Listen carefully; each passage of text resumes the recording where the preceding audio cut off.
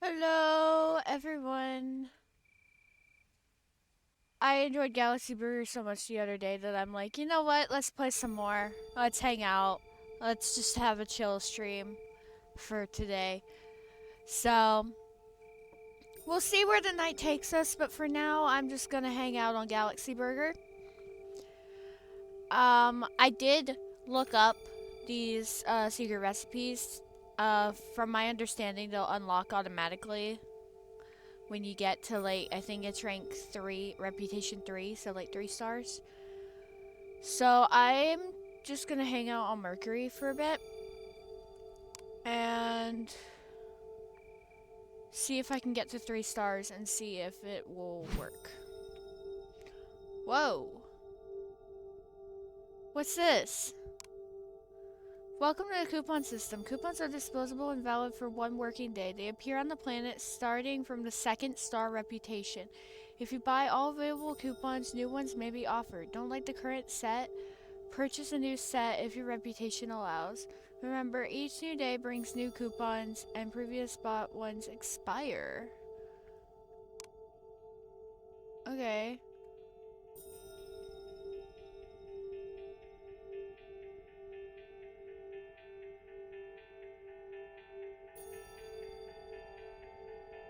Oh, I want to see what this is. Boost tips by 50%. Gain 100 reputation. If your order is perfect for a robot kitten. I want the tip booster.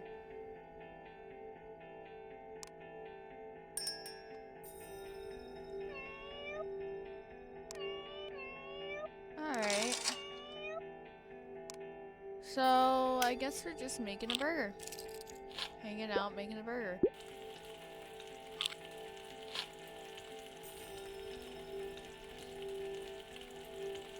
No, if I remember right, yeah.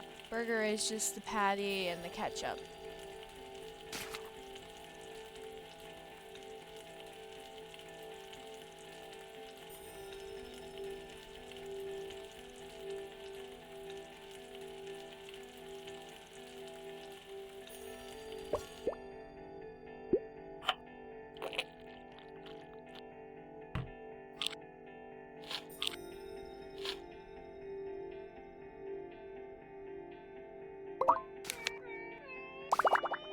Thank you very much.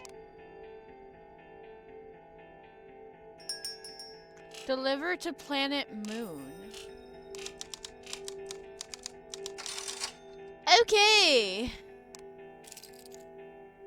So, let's start with stuff for the cheeseburger. Just get that done out of the way. And while I've got that going, I need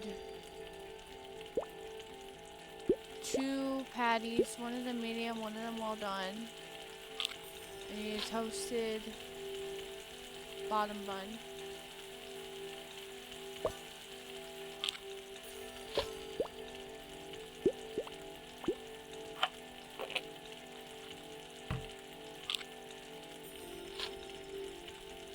This is for my cheeseburger. A toasted bottom bun.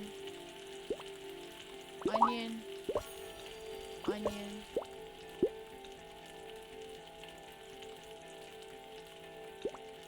Griddled cheese. And a toasted top bun.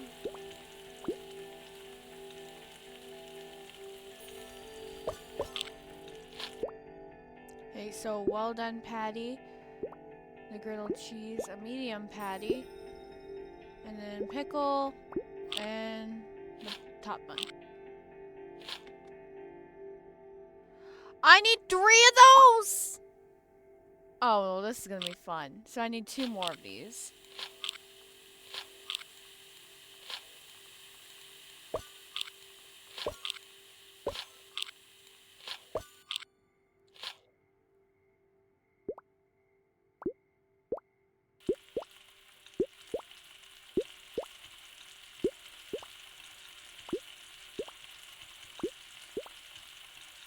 See, Rose needs to learn how to read, is what Rose needs to learn how to do.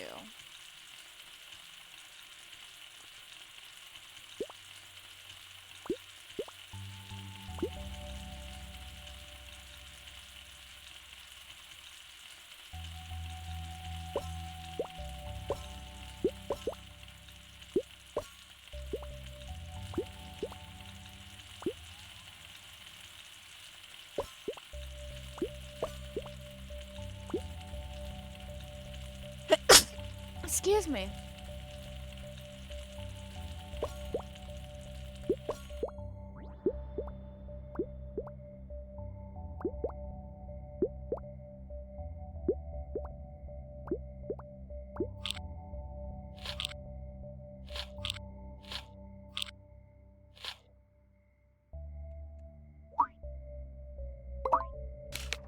Alright, so all that should be done. Yay.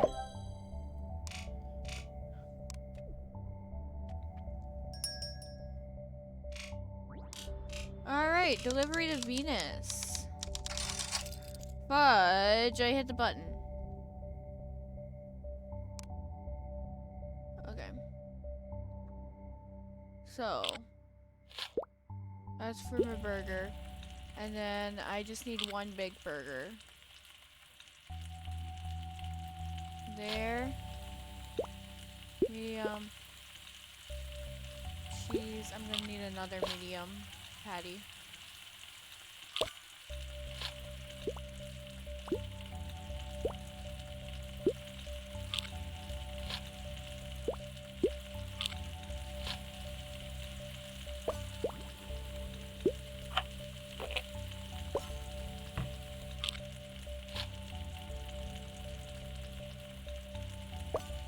Okay, that's a medium patty. And I need just that. So that's the burger. And I've got you.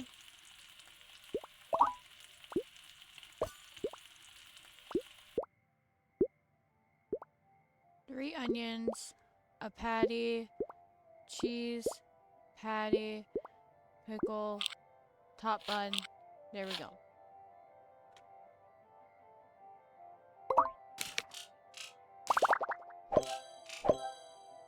Perfect. Hey, shy. Oh, what do I recommend? Let's do one burger. Add 4 pieces of cheese griddled.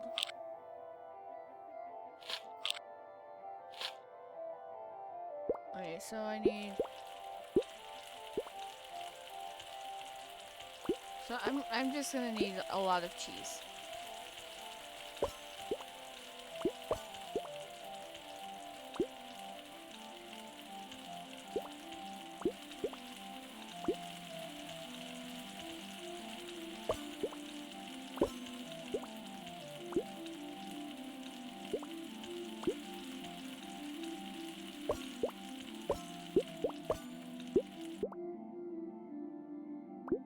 Add cheese, add mayo, there's a ketchup, top bun, there we go.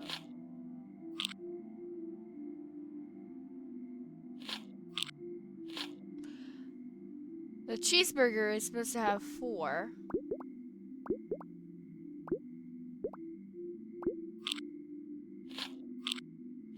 Or the burger is, yeah, okay. The one that I added mayo to was supposed to have 4.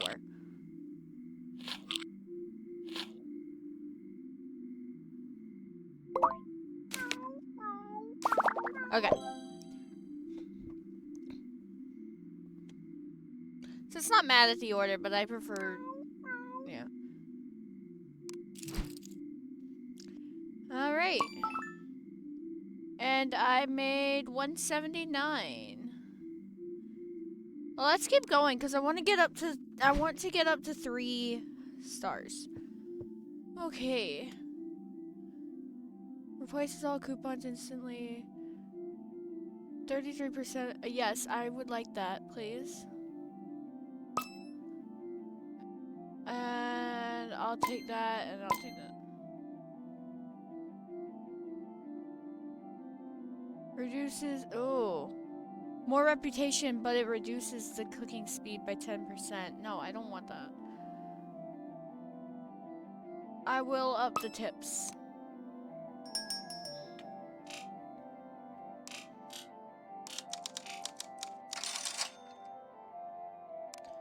Okay. This top thing right here is for our cheeseburger. This bottom thing here is for that.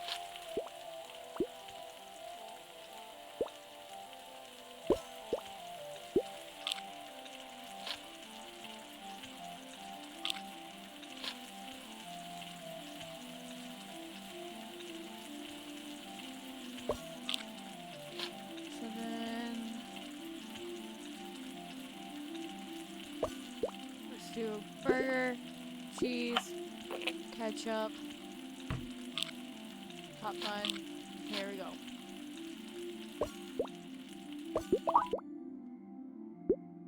Okay, and then they want 3 pickles. I've said it before, but these pickles are really big for...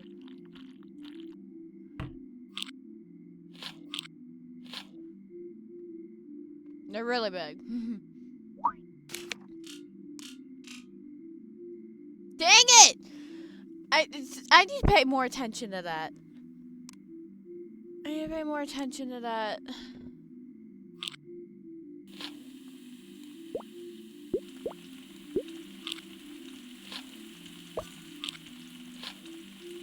I want 2 of the simple burgers.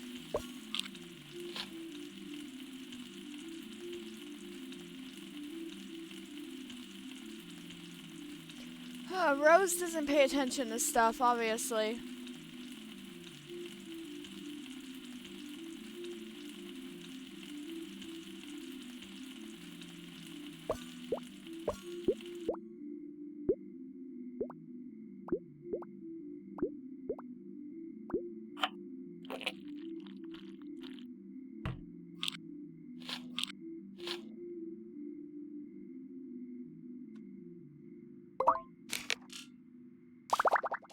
Thank you.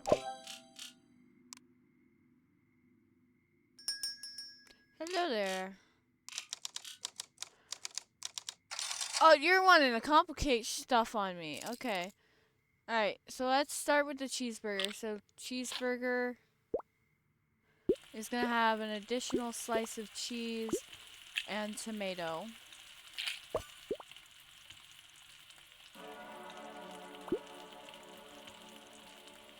And then...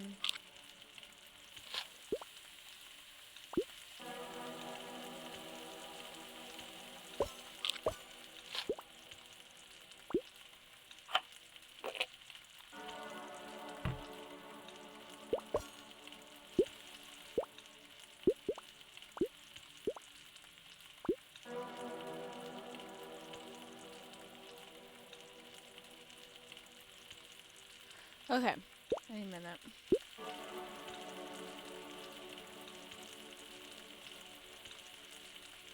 That's what, add 1 piece of cheese. They wanted 2 tomatoes on there.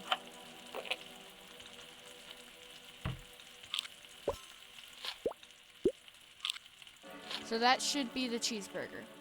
And then here, this is my regular patty.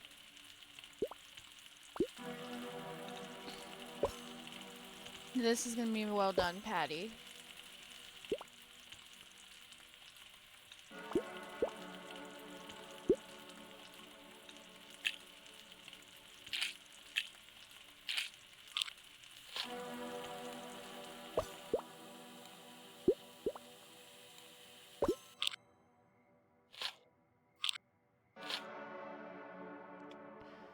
I think I made that right.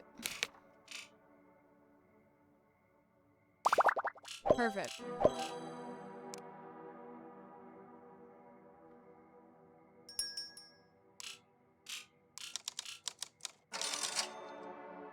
Okay, 2 of each of these. Let's start with the burgers, just the normal burgers.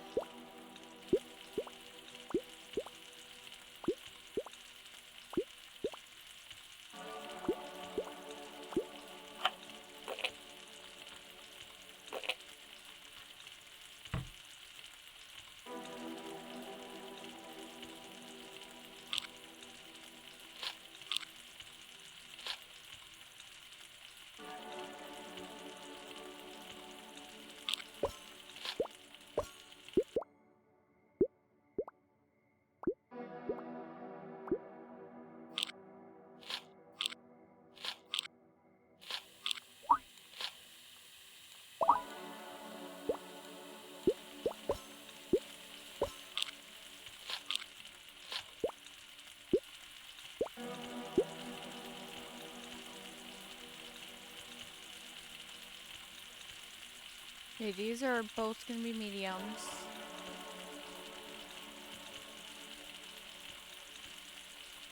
So we got 2 on this one, 2 on this one, and then the tomatoes and the top bun.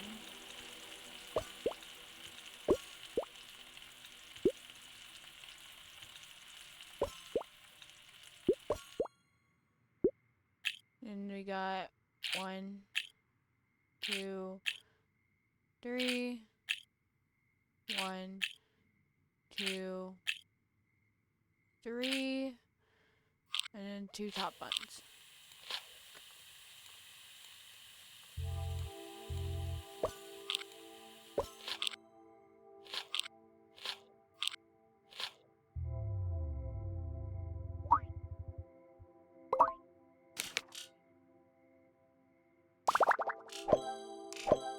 Thank you very much. Good day, it's my first time here. Alright, so 1 cheeseburger, just a normal cheeseburger. Just a normal cheeseburger.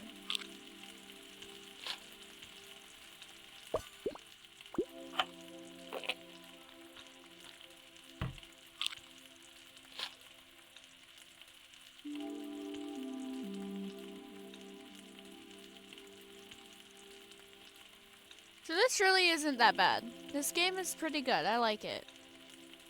It's definitely a good warm-up game.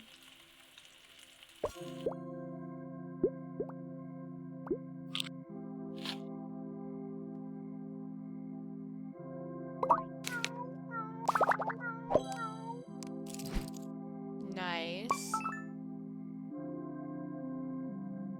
Again, I'm gonna try and get up to 3 stars before I do anything else right now.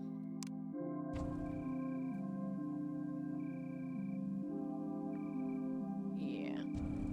Might go ahead and unlock Mars, but I'm not gonna go to Mars yet.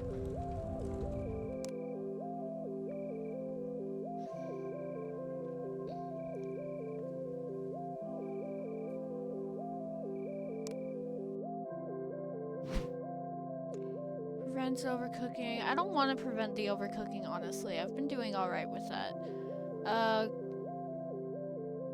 Prevents bread from overcooking. Let's just shuffle all the coupons, please. Reduces coupon prices by 50%. I like that. Okay, so I think I'm gonna get Mega Saver and then a reputation boost. There we go. That sounds good.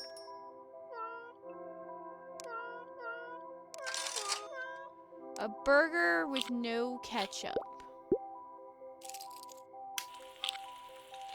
So just a simple burger. Just a burger with no ketchup. I can do that.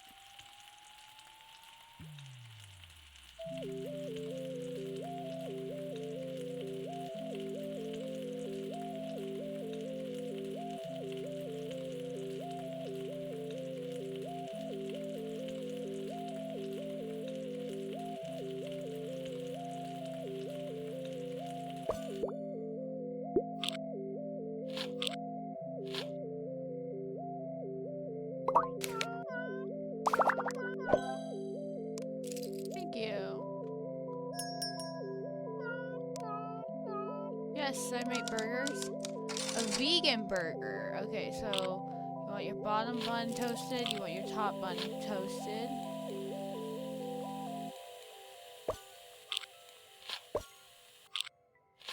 Okay, and we want 2 tomatoes, 2 onions, and the top bun.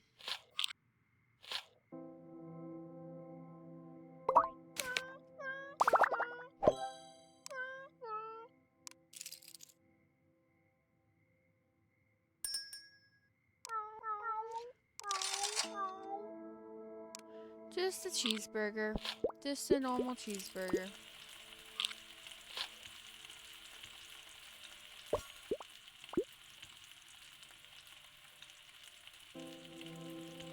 I am curious what the burnt stuff looks like, so I'm just gonna set that right there.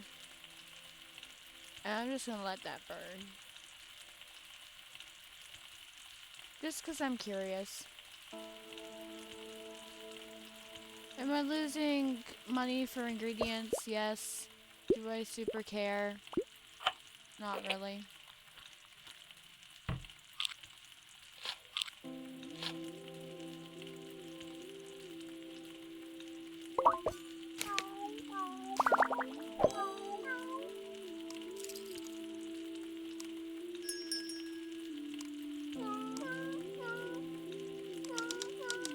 A vegetarian burger. Let's go.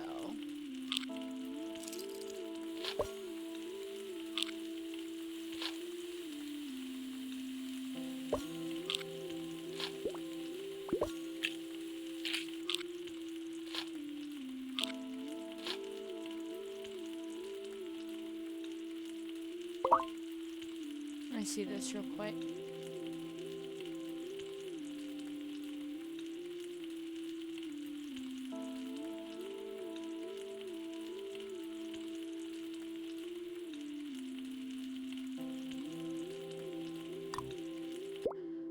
Oh my god, it literally just looks like charcoal. It just looks like charcoal. I see.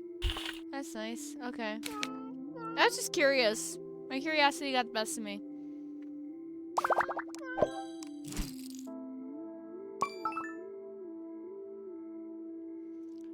Made 42.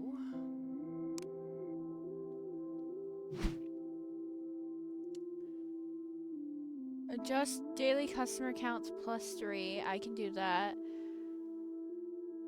Boost drop coupons +1.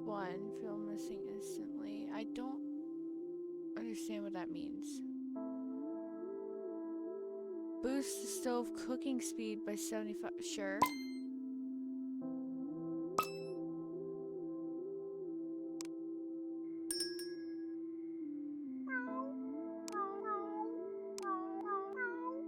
I'm so hungry. It's great you have hearty meals.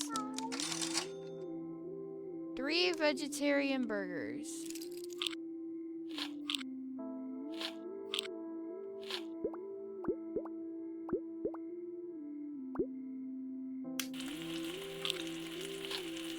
Whoa.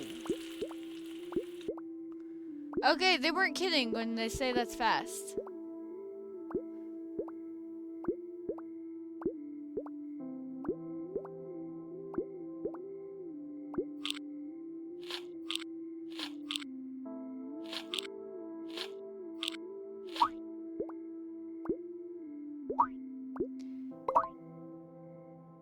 I definitely messed that up.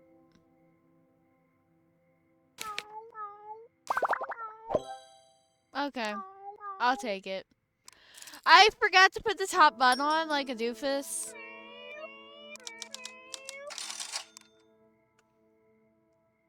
Okay. So they want...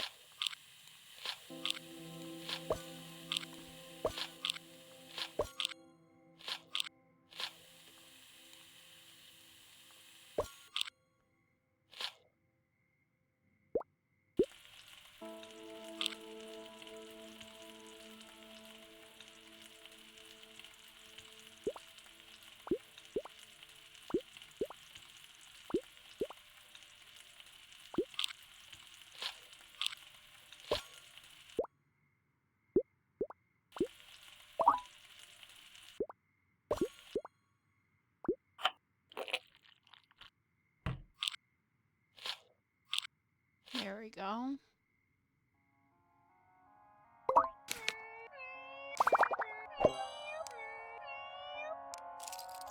Perfect.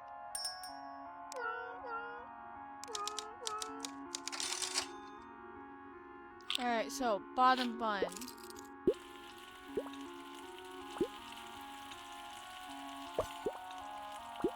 Cheese, and then 1 tomato, and mayo, and the top bun.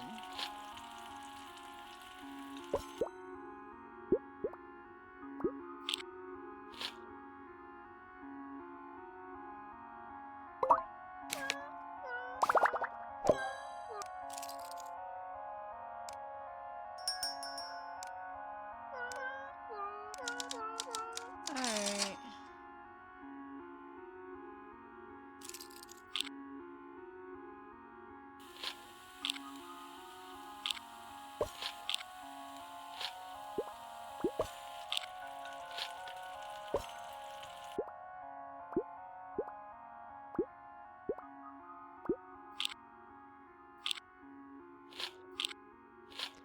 A cheese and onion sandwich.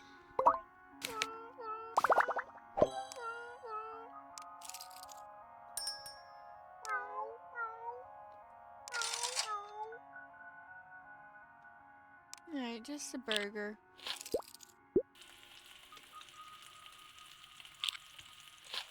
Just one burger.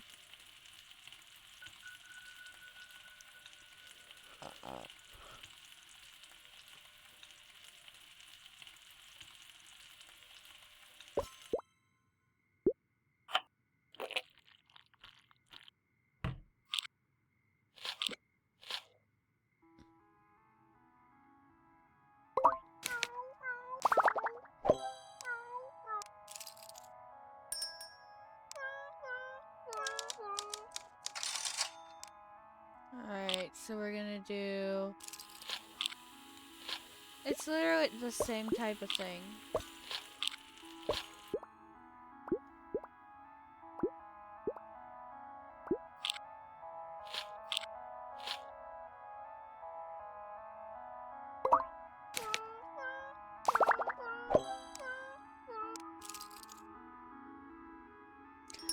I can't see myself using the upgraded stove, again, but it was definitely an experience.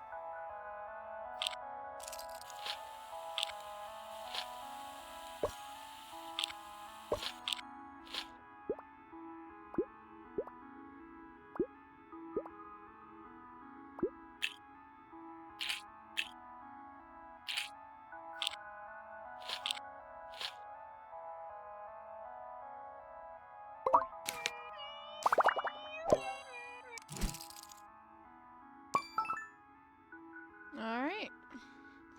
And we're getting close. We're definitely getting close.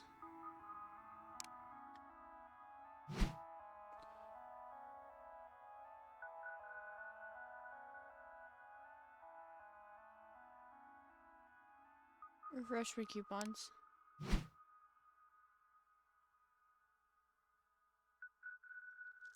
I definitely am wanting the reputation. And I'll leave that be.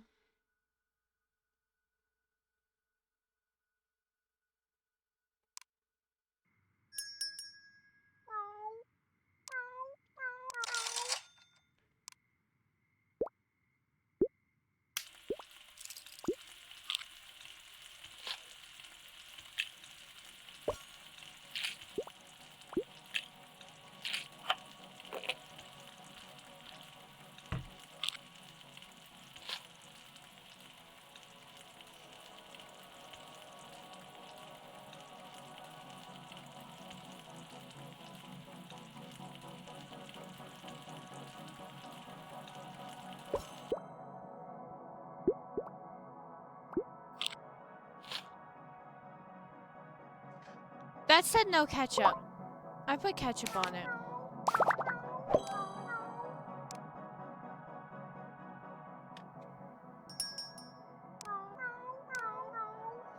I love bread. I really love it.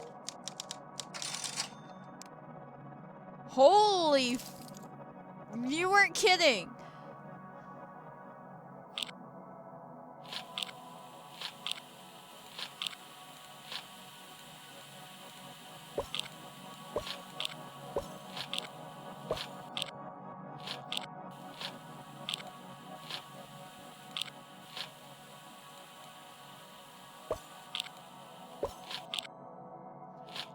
Enjoy your bread. Holy cow.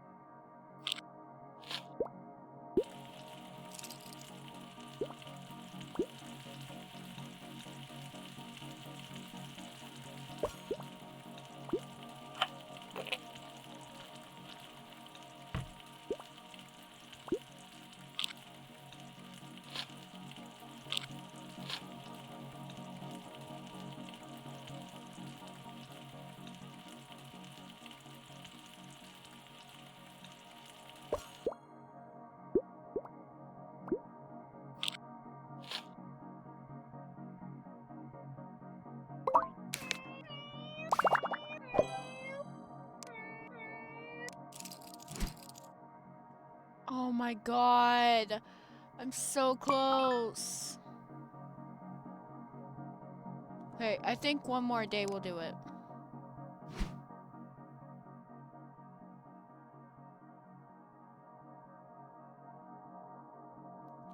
All customers order burgers with their own recipes. Shh. Okay, reputation, yes. I'm not gonna bother with that.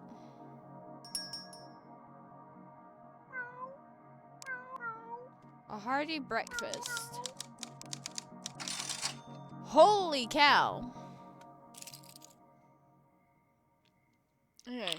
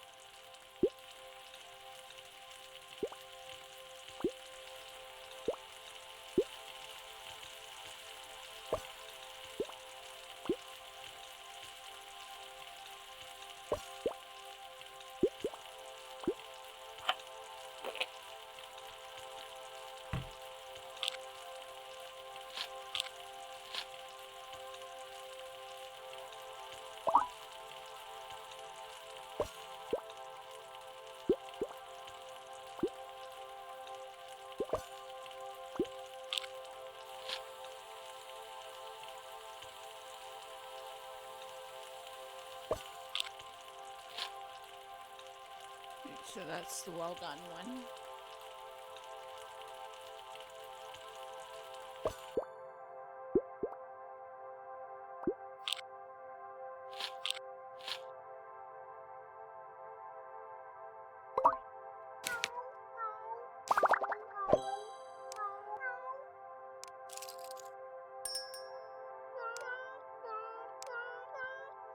I hope you have meat or fish. I absolutely love meat delicacies. Alright. So one of these is going to be the regular, one of these is going to be that, and then we got this and that.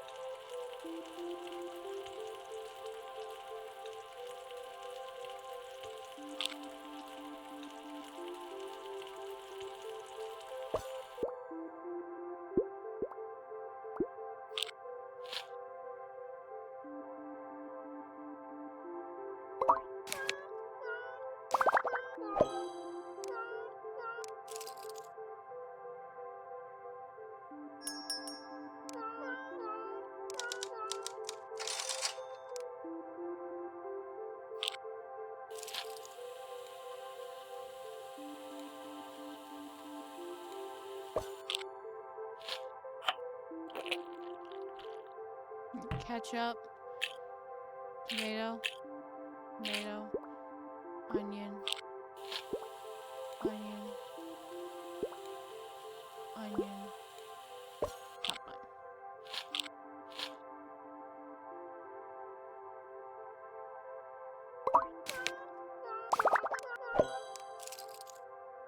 Cool, I got up to 3. That's what I wanted. Who made burgers here? Yes, I do make burgers.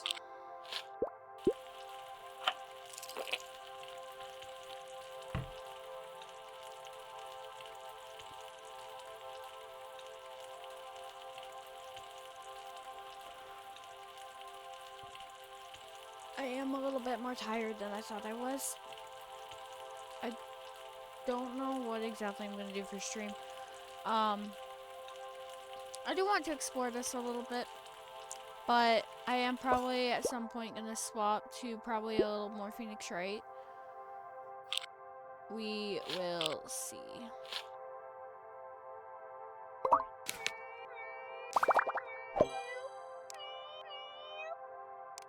Okay, so the order doesn't necessarily matter. The order doesn't necessarily matter from what I can tell, because I literally just put ketchup on the bottom. But as long as the ingredients are all there. But I still am going to try and... yeah. Yeah, that's what I'm gonna do. I'm gonna try and do it in order for my own sanity, so I know what's there.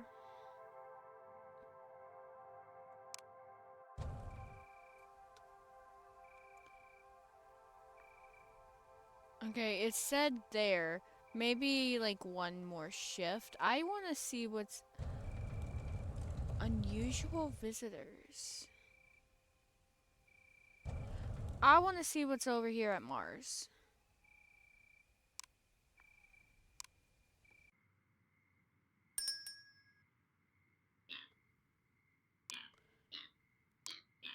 Very little money.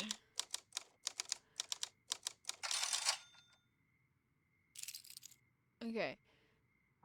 So, Galaxy Burger, I am going to have to, pin that, because I don't know what that is off the top of my head. Onion rings. So, I will go ahead and make some onion rings for you.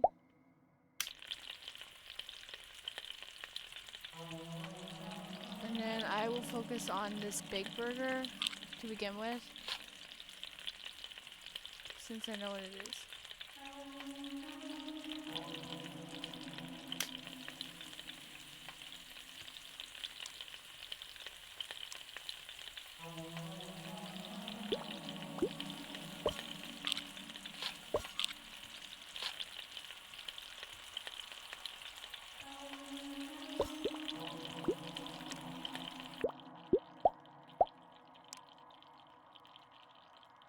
And mayonnaise. I forget that I can zoom out. That's probably a thing I'm gonna do. Red onion.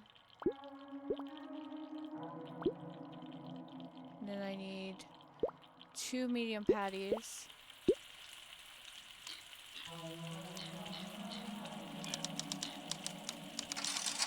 Okay. I'll focus on you first, because the multitasking ain't here.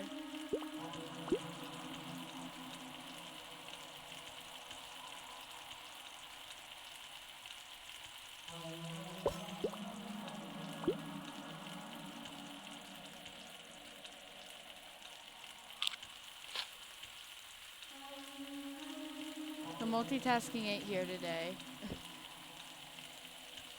Thank you for the hydrate, MM. I will hydrate in a little bit.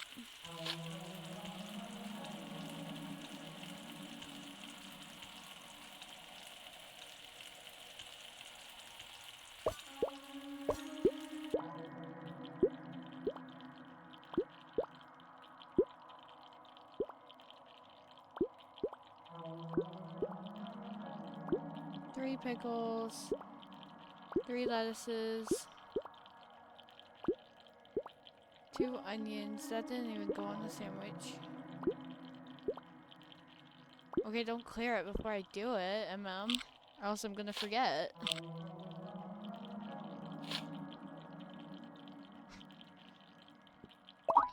Let me hydrate real quick.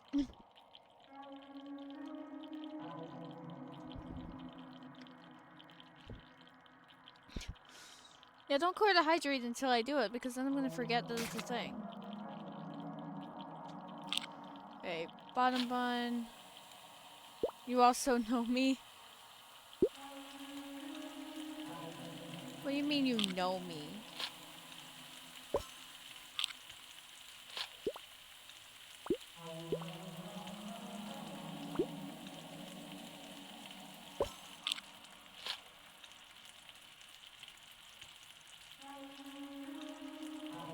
Oh, you shush.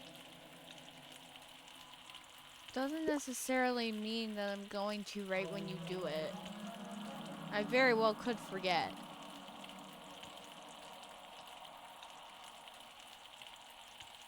Yes, I did. Because I had a minute to, and I saw you clear it, and I knew that it was there.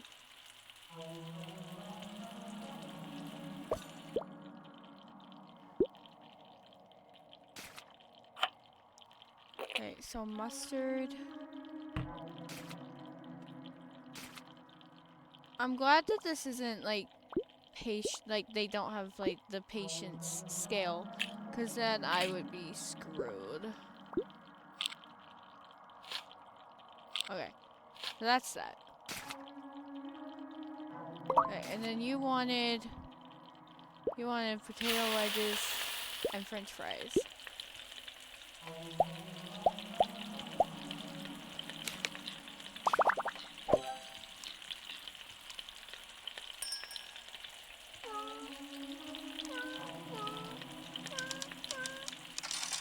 Okay, you want an egg burger. Nice. Alright, let's do this vegan burger first. So we got bottom bun, lettuce. Okay, 2 pieces of lettuce.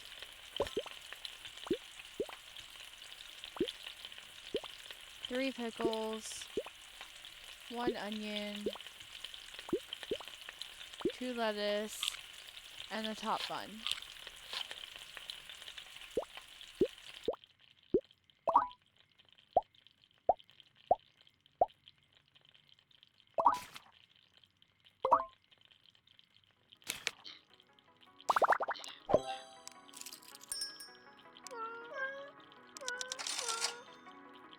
Okay.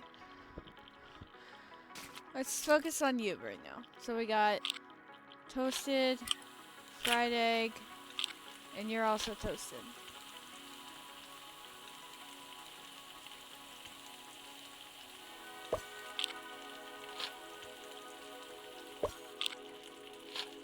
Over here, you wanted 1 of the potato wedges. So go ahead and throw that in.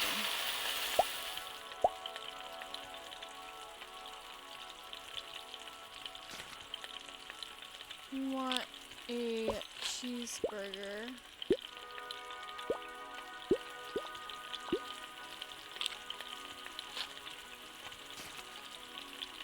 Okay, and you wanted ketchup, 3 tomatoes,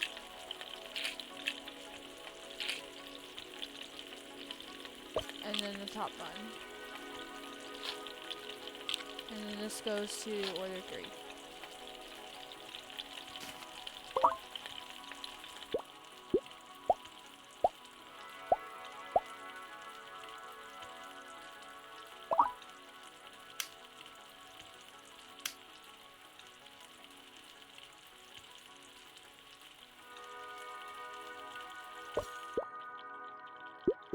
Okay, real quickly for your cheeseburger, just gonna go ahead and get that finished up real quick.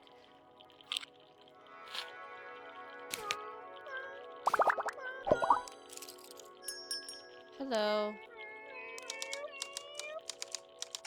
Simple burger, which you literally walked me through it. Alright, now Galaxy Burger. I don't know the Galaxy Burger off the top of my head yet. So, we need bottom bun toasted. We need 1 medium patty. We need the top bun toasted.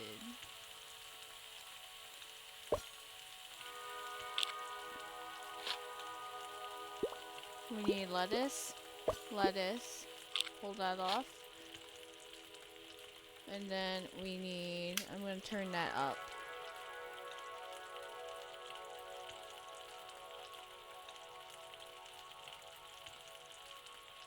We need mustard,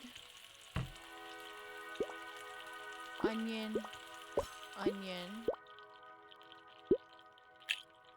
tomato, cucumber, top bun. And then the Galaxy goes to order number 4. So what did you want? Bottom bun, so you want the buns toasted. Buns are being toasted. We want 3 patties. 1, 2, 3. I'm gonna go ahead and put the cheese on there really quickly. You're done.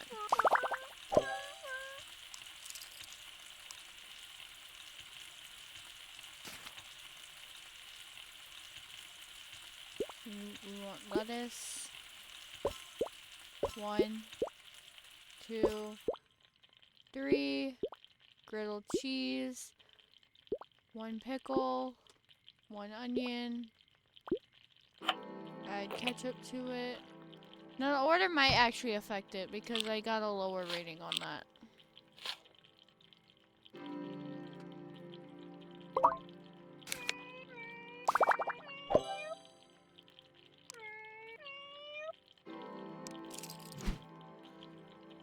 Big Galaxy Burger. Oh my god, are you kidding me?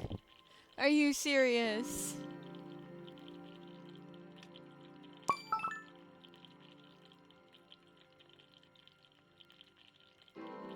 So the burger and the cheeseburger are simple enough. I'm gonna go ahead and unpin those, but I'm gonna keep the Galaxy Burger and the Big Galaxy Burger pinned. I'm gonna do one more shift on Mars.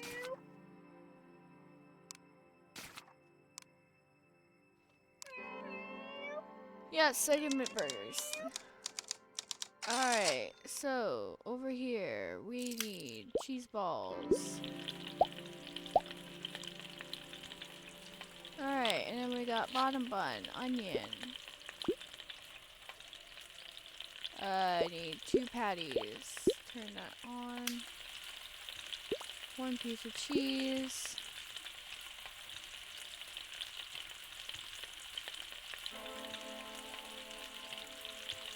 We'll go ahead and get the regular burger set up.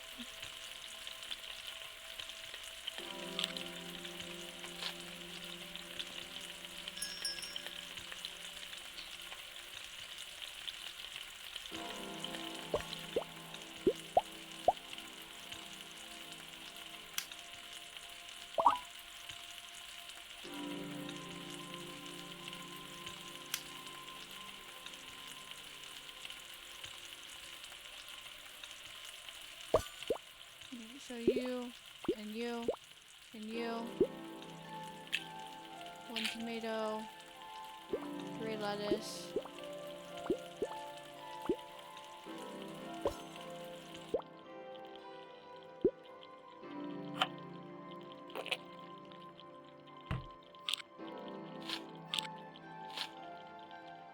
One red onion and the top bun. Hello. Oh, I gotta choose. I want to try the Big Galaxy Burger. Nice. I would like to pin that, please. Okay. And then let's finish this up, see what this is. Thank you. Hello. Cheeseburger with no cheese. So I can do that relatively easily. That's literally just a burger. Why don't you just order a burger instead of a... Whatever. Okay. So.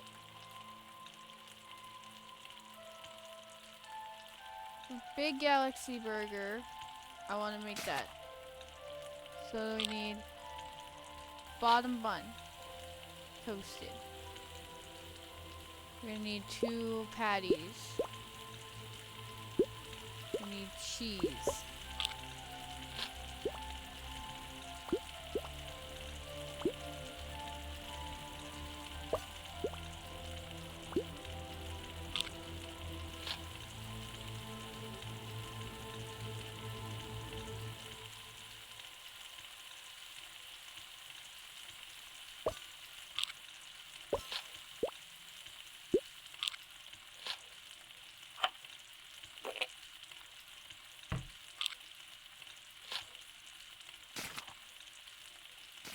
And so it was item number 3. Or order number 3 that wanted that.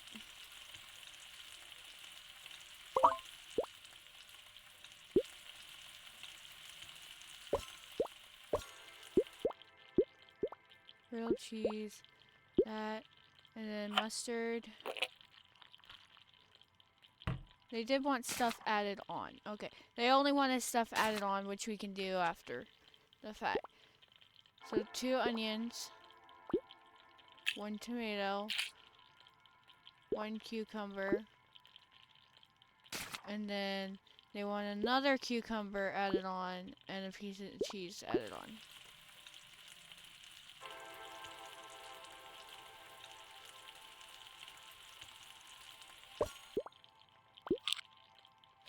Yeah, this is gonna be my last shift. And order 3 is done.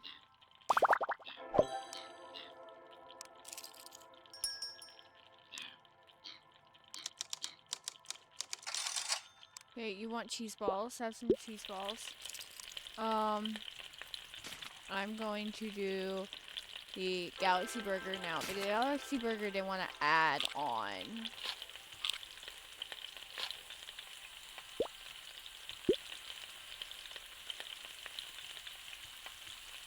some things. But again, the adding on can wait till the end.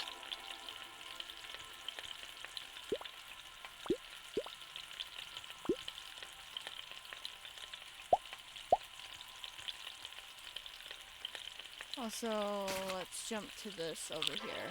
So this is my egg thing.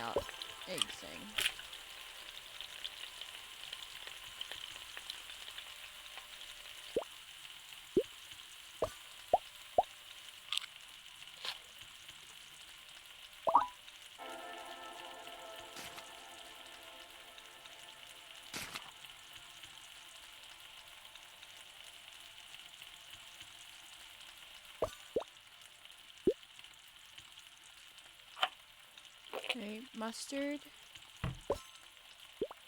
onions, hello, onions, tomato,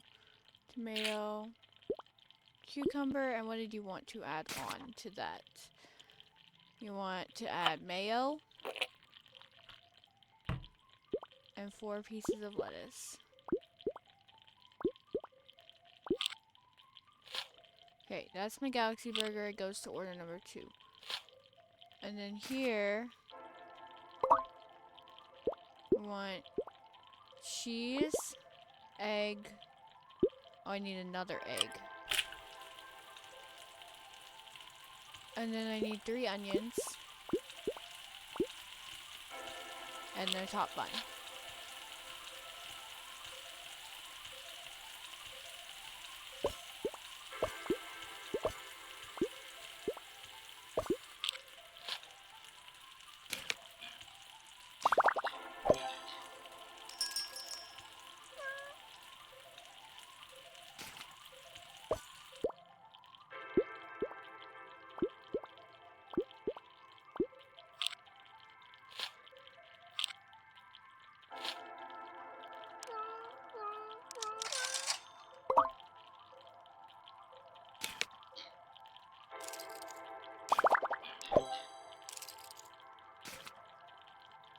Alright, french fries and a big Galaxy Burger, add 1 cheese.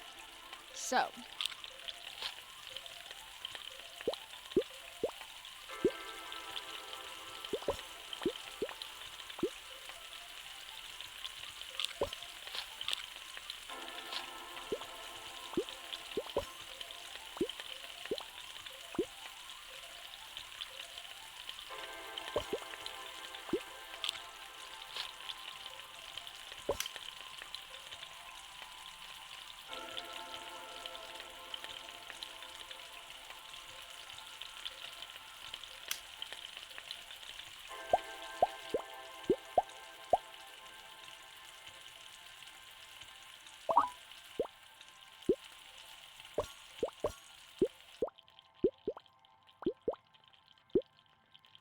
a mustard,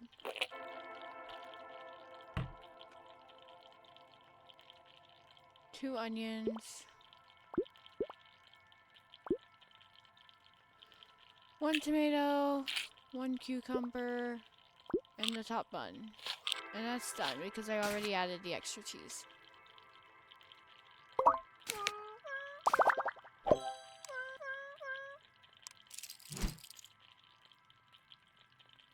Oh, squid.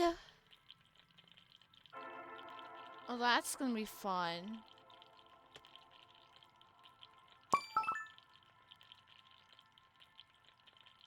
Okay, let's change planet. Now, let me check Jupiter. Can I afford Jupiter yet? No.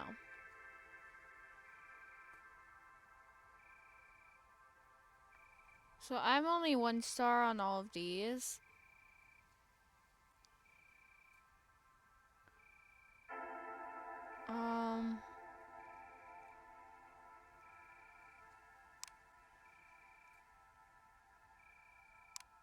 Do you think I am gonna go back to Mercury? Just work 1 more and see if it gives me the Mercury and burger. Oh, endless shift, time challenge. I think I'll do the time challenge. I want to try the time challenge. Boost stove cooking speed, adjust the count, gain 100% more reputation, but all burgers and sandwiches are free.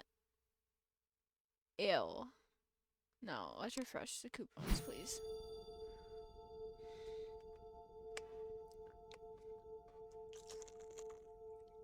Thank you for the hydrate, MM.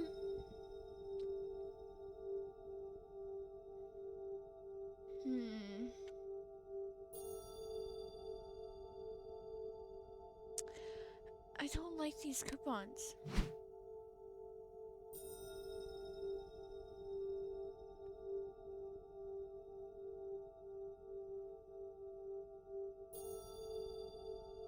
I really don't like those coupons this time. Very impatient. Oh no.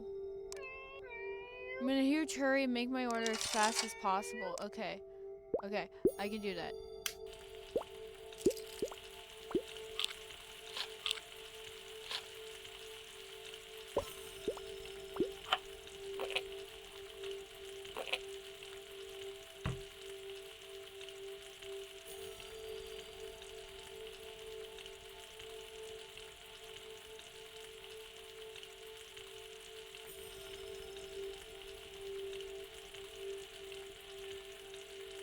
Oh, it's got the little timer up there.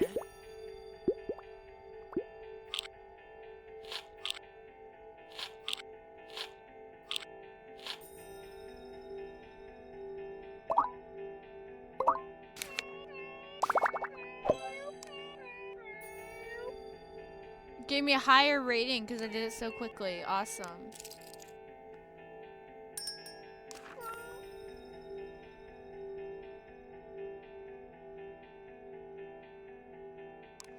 Okay. Need to grab a bite. Yes. I'm in a hurry. Okay. Alright. Toasted. Toasted. I need 2. Okay, so 2 tomato. 3 onions.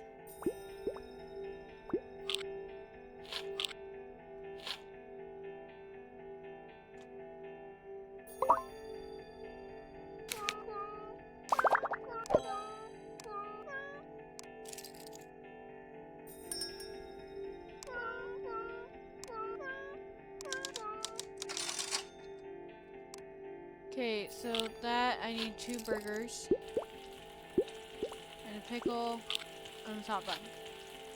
Okay.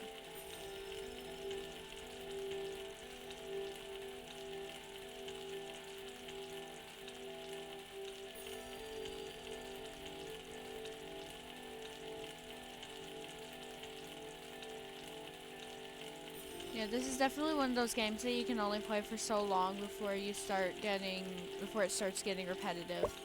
But it's definitely a good warm-up. I like it. Yeah. After I finish this round, I am going to stop and I am going to play some Phoenix Wright.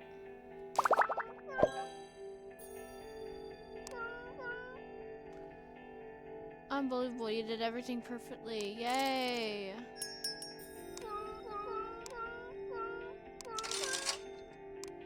Okay, I need 2.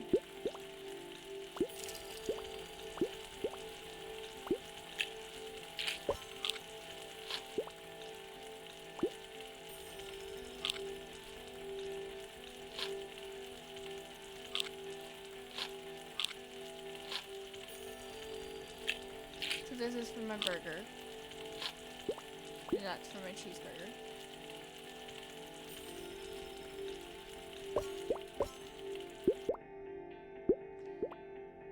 So that's for my burger.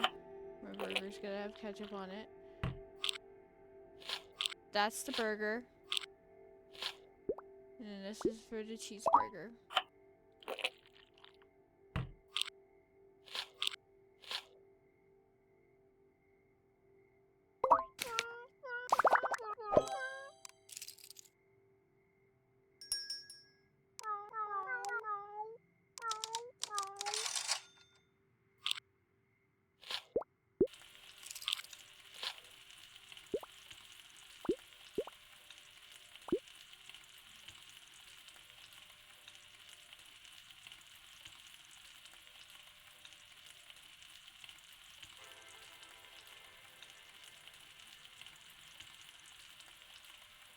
So all of these have either impatient or very impatient, I'm noticing.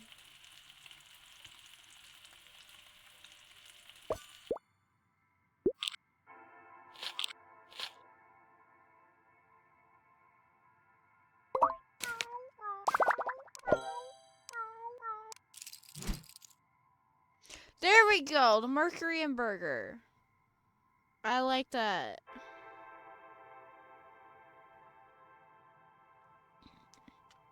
Okay, so I've unlocked it.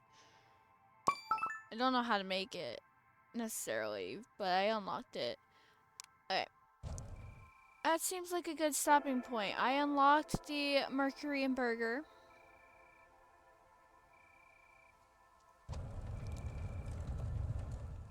I've got 3 stars on Mercury, and then all these places. I'm gonna have to spend some time on each one trying to up the stuff. But this is a fun game. I like it. So I will be right back, and we are going to play some Phoenix Wright. So I'll be right back.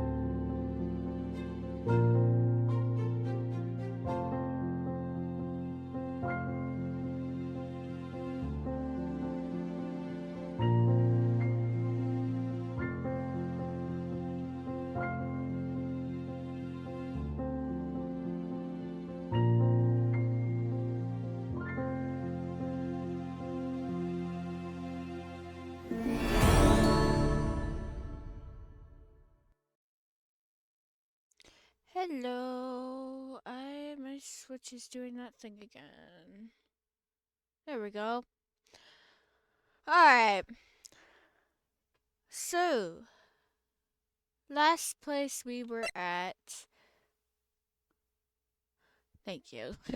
Thank you, MM. The last place that we were at, we just accepted. We just accepted. Rondelight's case. So, yeah. We are going to look around, I guess. We just accepted his case. So I guess now the next best thing. Well, I guess we're going to here. I was actually going to go to the crime scene, but I guess we've got stuff to do here. Ah, Mr. Nick, welcome back. Oh, hey Pearls, you're back too, I see. I went and bought us a strawberry cake. I'll go make some tea to go with it. Hey, Pearls?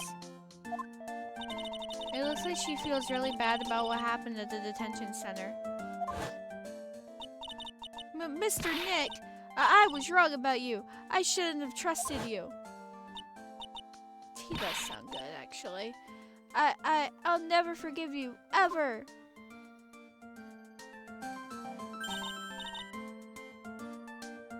Do me a favor, MM. Tell Zach that I am up for it after stream in a bit. Thank you. Mystic Maya, the tea is ready. Oh, thanks. Come on, Mr. Nick. Please have some of this cake. Yeah, thanks. Pearls?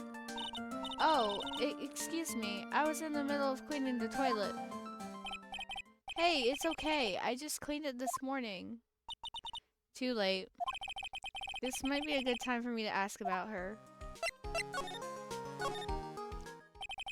I first met Pearls a year ago. It was when that murder happened at Karain Village. I still remember what she said to me when we first met. You're Mr. Nick, right? You're Mystic Maya's special someone. Hey, Maya. I've always thought it was because she was young, but what? Pearls, I think she's got the wrong idea about you and me. Huh? There's something you need to understand. What is it? It's kind of like a Karain Village custom, sort of. Pearl seems to love you a lot. Well, it's because I'm her only cousin, and, well, because of the murder case last year, Pearlie's mother is... Oh, yeah. I remember now. Pearl's mother, Morgan Fay. You go make some tea. Enjoy. She's serving a prison term in isolation right now.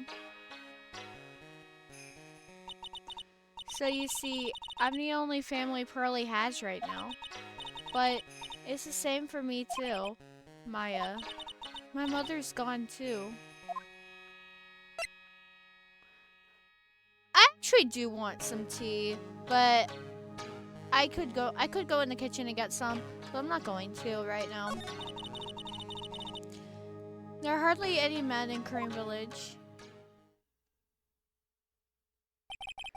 Now that you mention it, I never actually saw any men there when I visited. I'm pretty sure I told you about it a long time ago, about how spiritual powers run very strong in the Fae family. Yeah, you did, and that's why you're undergoing training to be a spirit medium, right? Yeah, the thing is, only women can actually inherit the spiritual power. That's why the whole culture of Karain Village kind of revolves around its women.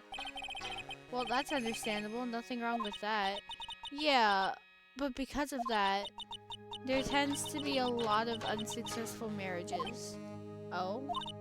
Well, men start to feel left out after a while, and then they just start leaving. Especially if the man has a daughter. Are you saying that Pearl's father? He's gone. He left the village when she was very young. Boy, that's tough. Yeah, and she grew up seeing nothing but unhappy marriages all around her. That's why she's so sensitive to things like that. So your mother's still missing? Yeah, and no one has any idea where she is. Maya's mother, Misty Faye, the current master of the Crane channeling technique. She disappeared 17 years ago after getting involved in a certain police case. But you're sure she's still alive, right? Yeah, I know she is. It's sort of a spirit medium thing. And if your mother doesn't come back, then what? Then according to the laws of the village, I'll become the next master. Mystic Maya, the master of the Crane technique. Sounds like a heavy responsibility. Yeah, but there's no one else with the blood of the Fae main family who's a spirit medium. Well, Nick, why don't we go out and start investigating? We're not going to learn anything just sitting around the office. Yeah, I know, but first I want to talk to Pearls. Mr. Nick? Yeah? I acted like a baby. Pearls. I doubted you, even though Mystic Maya trusted you completely. I guess I still have a lot of training to do. Mr. Nick? Yes? From the bottom of my heart, I apologize for what I said. Aw, it's okay. I'm the one that should be apologizing. Well, I'm going out now for a little bit. Huh? Where are you going? I may be small, but I still have a lot of spirit channeling power. So I'm going to show you I can be useful too, by finding some evidence. Hey, wait a... Heck, she sure runs fast. Nick, let's back off and give her some room, okay? Yeah.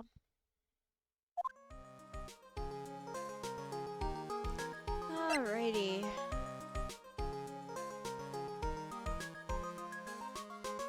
So let's go to the crime scene.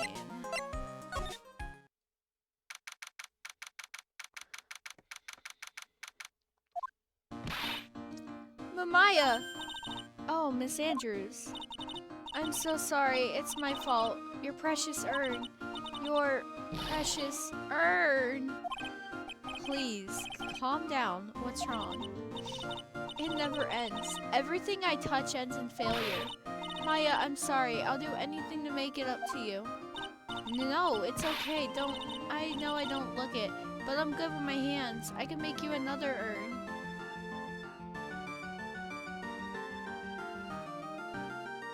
I don't put milk in my tea, no. I've never done that. Hold on, just wait, okay? Breathe, calm down, and talk to us. Forgive me.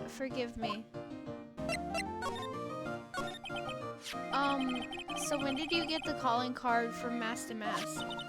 Let's see, exactly 10 days ago. I was going to show it to the police, but that detective stopped me. So you asked Detective Apney to help with security? Yes. In fact, it was about 20 days ago that I hired him. He seemed to know much more about Mass to Mass than the police, so you hired him for security even before the calling card arrived? Well, yes. I had a premonition that something bad might happen. I've learned to trust my hunches. So that's why there are security cameras even in the basement warehouse? Yes, Lord Lee Taylor is very serious about their security measures. It was their way of saying bring it on to any potential thieves. Well, he sure brought it last night and even left with a nice souvenir. Can you tell us a bit about the security for the treasure exhibit? It was all my fault. I never should have called this paltry little collection a treasure exhibit anyway. Why do you say that? The urn that was stolen is a pretty important object. Maybe, but its actual value after appraisal was, well, practically zero. Zero? I polished it until it was just about glowing. I thought maybe I could make it look a little more valuable. But that urn contains the soul of Mystic Amy. Anyway, I left all the security arrangements to Detective Apney. But 5 days ago, I began receiving all sorts of other exhibit items from Corain. Lots of people started going in and out of the warehouse down there. So maybe one of them was actually Mask to Mask in disguise. No, I personally checked out everyone that came through here, so that's not possible. Knowing Adrienne, she probably even checked out what they ate for breakfast that morning.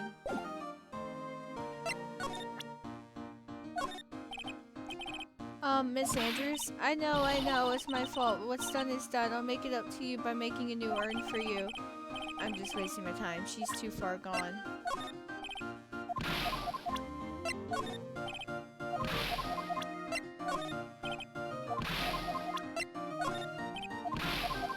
So yeah, all of these they can't. Yeah.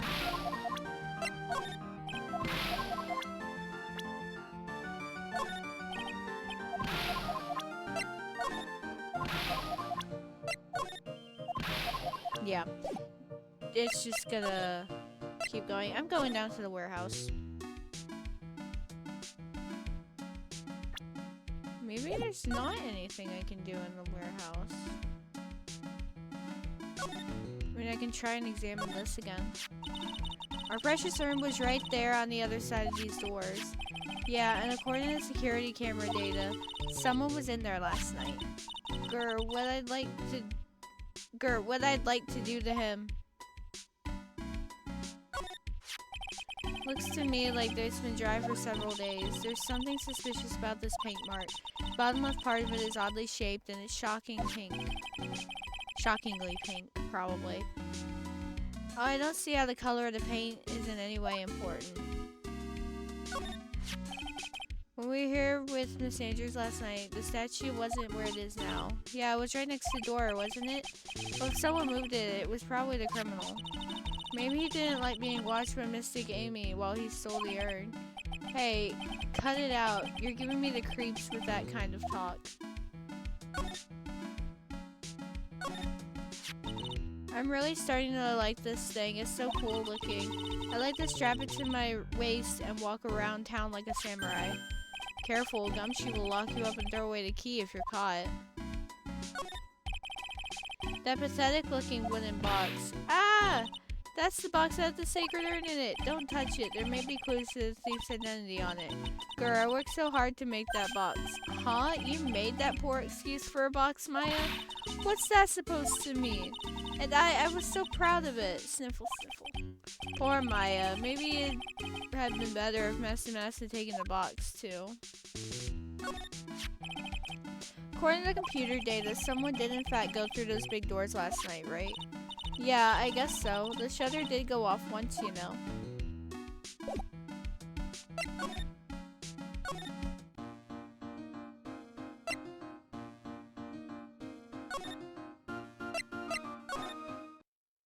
I thought as much. Hello? Well, well, how lovely it is to see you again, my dear. Welcome to my abode. Relax and soak up the atmosphere. We're actually kind of... Shh, silence. Precisely as I expected. What is? Zavari.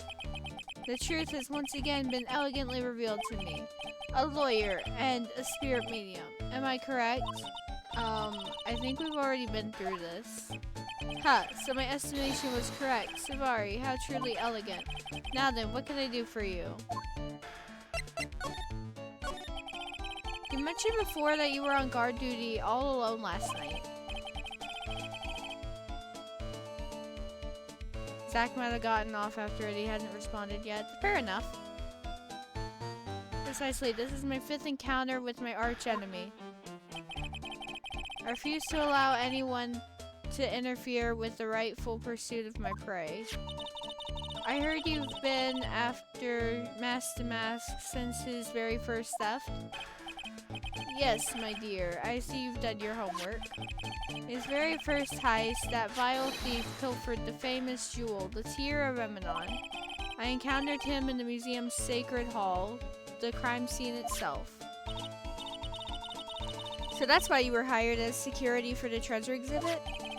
I'm pretty sure he said that Adrian Andrews hired him. Yes, I borrowed some equipment from Lordly Taylor and set the perfect trap. You must mean the security camera.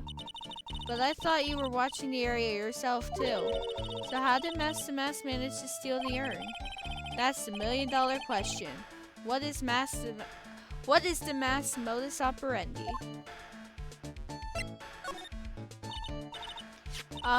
Mr. Atme? Did you know about the sacred urn? I'm interested in only one thing, my dear, and that is Master Mask. Sacred urn? That has nothing to do with this case.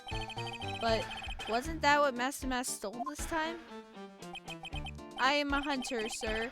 The urn was nothing more than a lure to catch my prey.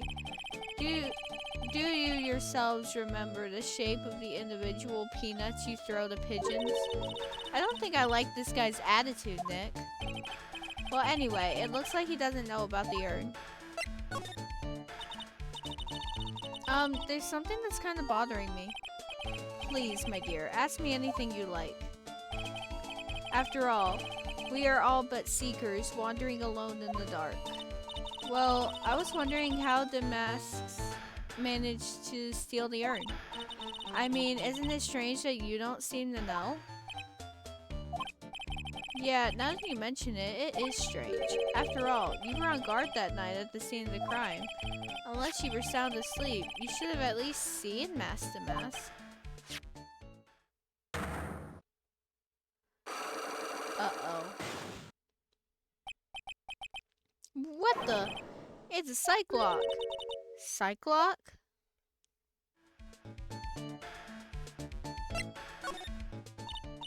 Hey, Nick. What is this Cyclock thing? Well, your Magatama lets me see when people are keeping secrets. By breaking their mental locks, I can find out what those secrets are. What? This Magatama has that kind of power? Maya, you're the one who gave me this Magatama last year.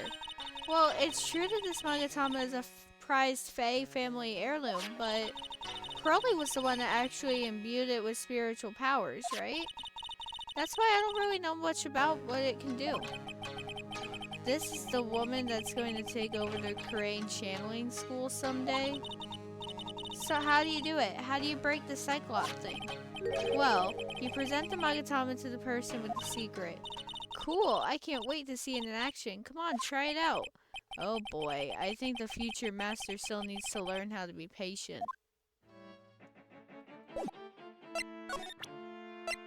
Take that!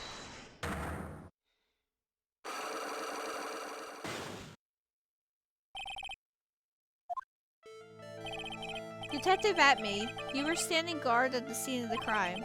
There's no way you didn't see Master Mask commit the crime.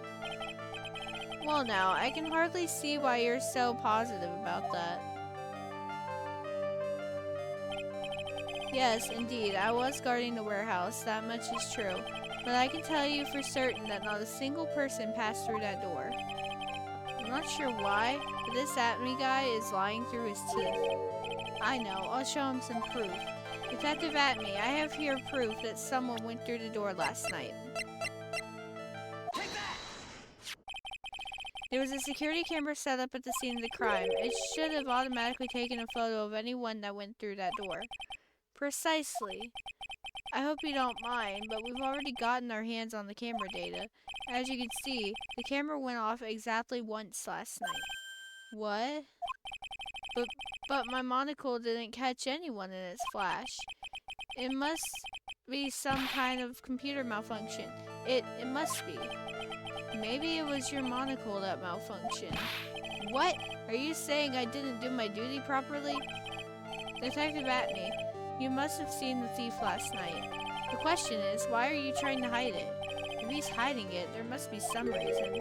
Some reason that he desperately wants to keep hidden. And I've got just a piece of evidence that should prove it. Okay, let's suppose you didn't manage to see Master Mask. In that case, the reason you didn't at that time was because you were unconscious. I'm afraid that making a guess is not enough. Time to put your money where your mouth is. Show me your evidence. Take that! Detective Atme, you were knocked unconscious by the thief, weren't you?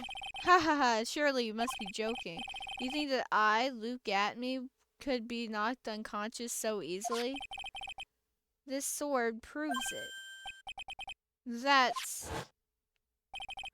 Before the theft, this sword was in the hand of the statue of Amy Faye. Furthermore, at that time, it was not bent. There's only one explanation. You were struck on the head and knocked unconscious by this sword. Well, detective, how about it? I'm impressed. You truly are an ace attorney.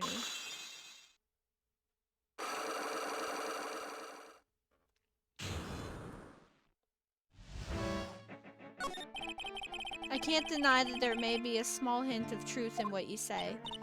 So, you were knocked out when the thief first clobbered you? Clobbered? What an ugly way of saying it, but I suppose you could put it that way. The coward struck at the precise moment that I turned to look at the computer. So you never noticed that the thief had entered the warehouse? No, the coward must have wormed his way in through somewhere besides the door. Perhaps the air ducts or the sewer pipes. Then, my arch nemesis struck me on the head from behind with this gruesome item here. Ouch! Mr. Apney should have his poor head examined. You can say that again. How could he have underestimated the thief that badly? Shichi Shido had updated in the court record. Well, it looks like we got one thing cleared up anyway. Huh? What? That Apney is the greatest ace detective in the world? No, that he never actually saw the thief. Oh, that's right. So the thief may not even be Master Mask. Just one moment, sir lawyer.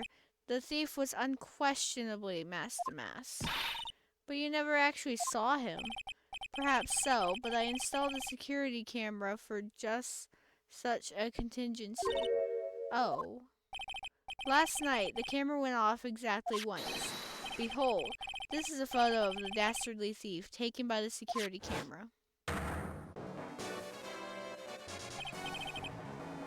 That's him. The Master Mask.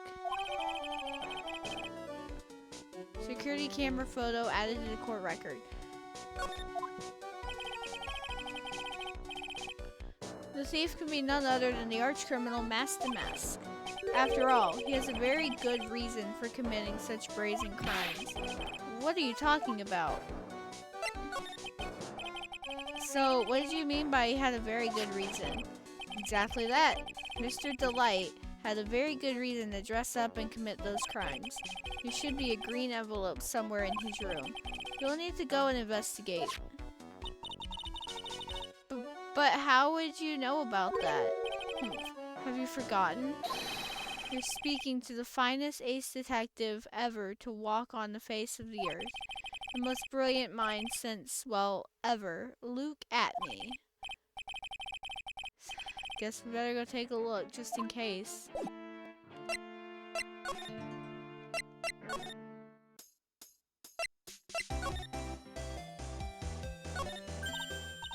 Hey, Nick, remember what Detective Atme said? Exactly that. Mr. Delight had a very good reason to dress up and commit those crimes. There should be a green envelope somewhere in his room. You'll need to go and investigate. A green envelope, huh? Looks like this is it. Okay, let's have a look. If you don't want your true identity revealed to the world, come to KB Security at 1 a.m. on October 12th and bring $50,000. $50,000? This is a blackmail letter. Sure looks like a major clue, alright. Blackmail letter added to the court record. Oh, someone's at the door. I'll be right back. Won't take but a second, I promise. Oh, thank you for coming. That's so nice of you. When I see a damsel in distress, I just can't help myself. Please, come on in. I'll make some coffee. Really? Okay, I guess I'll make myself at home, pretty lady. Wait a minute, I know that voice. Oh, Nicky boy, I'm so sorry, but I've got another guess. Ah! You're... Nick, it's you! And Maya too! What a fluke! Ah, Larry, long time no see. What? You know each other? Nicky boy? Nick, do you and this girl have, you know, something going on? Something, if you mean what I think. I underestimated you, Nick. A gorgeous lady like this? And married too? Way to go, dude. I knew it. Just when things can't get any worse, it's time to cue in the butts. Larry Butts. Ever since grade school, he's been not exactly a close friend, but yeah, we know each other. Hey man, that wasn't nice. I was your very first client. We've got quite the storied history, he and I. And what we used to say still rings true. When something smells, it's usually the butts. Hey, come on now, you're embarrassing me. And in front of this pretty little thing here. So you two are old childhood friends. I see, that's so sweet. You two go ahead and catch up on good old times. I'm going to go check on my bike. Nice girl, that Desi. So how have you been, Nick? Too busy if you really want to know.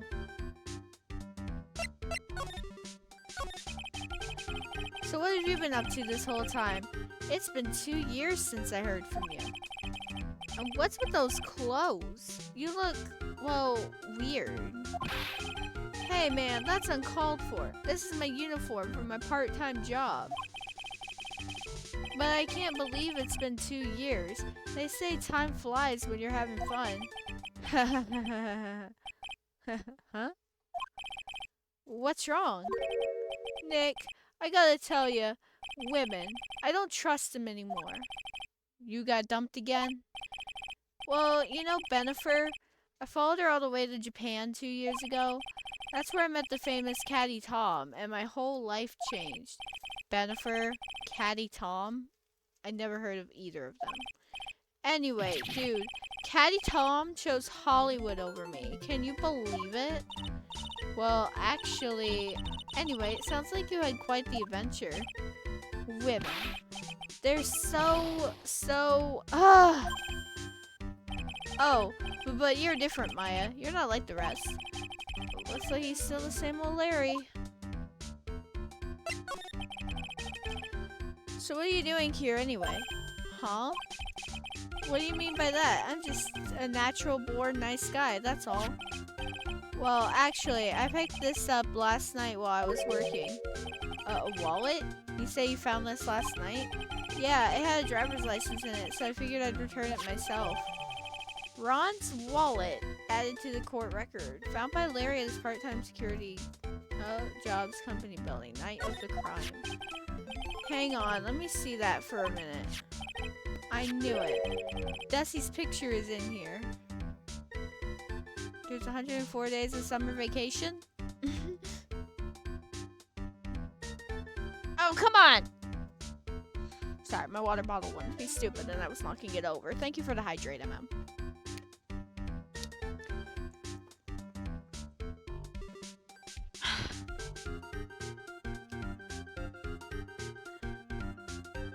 I knew it. Desi's picture is in here. Yeah, I guess he really digs his wife, huh? Hey, Nick, it's not what you're thinking at all. No, I'm pretty sure it is. You haven't changed a bit. Aw, no way, man. I mean, she's a married woman. That's just bad news. He really is here just to check out Miss Delight. So, you said you found it at your job, right? Yeah, I'm working for a private security company as a guard. Chicks just love a guy in uniform, you know? A security guard, huh? That's what that uniform is all about. So, what time was it when you found this last night? Huh? Why are you asking that? Trying to see if I've got an alibi? You're not the one on the hook for a crime this time, buddy. I guess it was around 1 in the morning on the first floor of our company building. What was Mr. Delight's wallet doing there? Anyway, there's nothing weird about that. After all, he works there. He works there? You mean Mr. Delight? Sure. Here, take a look at this. It's right here in his wallet.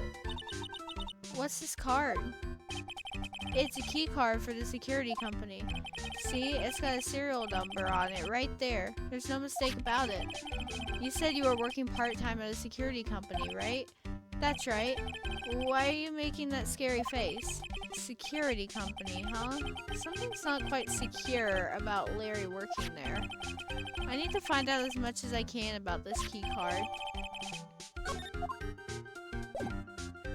Okay, so let's present the key card then. So you're sure about this key card? Yup, that's the key card we use at the building I work in. According to the serial number, this one is for the CEO's office. You need it to get into that room, and every time you use that card, it leaves a record. It leaves a record? Yeah, it tells you exactly who entered the room and when. Larry, I need that data. Whoa, slow down, man. Sorry, but that data is off limits to outsiders. If I lost this job, I'd never have a chance with Desi. It's times like these when I wish lawyers weren't so powerless.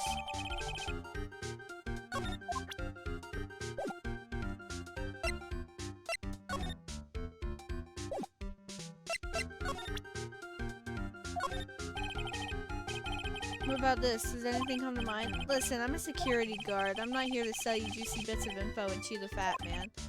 Funny, you had no qualms about selling samurai dogs just 2 years ago.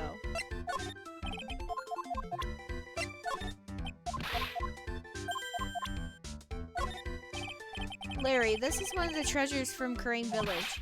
Be serious, Nick. I couldn't care less about that mistake mumbo-jumbo stuff. Of course Maya is a different story. Talk about your mixed messages.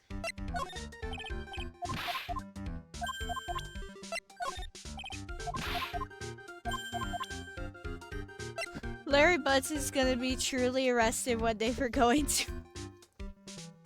Oh my god. One of these days. He's crazy, that's for sure.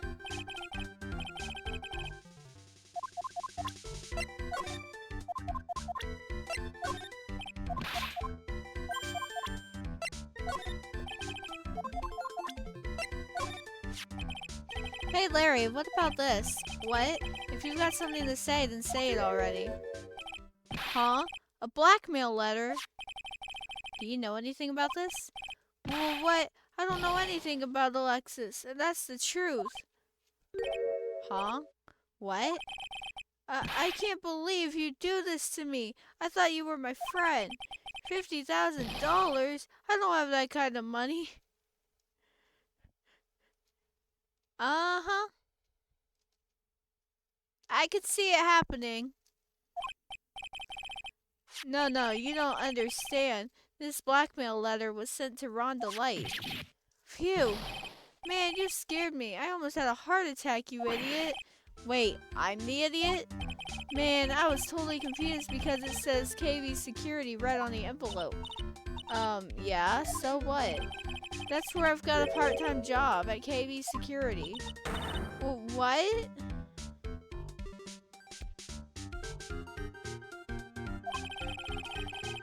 Sounds like I should really find out more about this KV Security company. You didn't touch anything in the wallet, did you? Hey man, be serious. You know what I was interested in? If Master Mass doesn't look out, he's gonna be the victim of a robbery himself.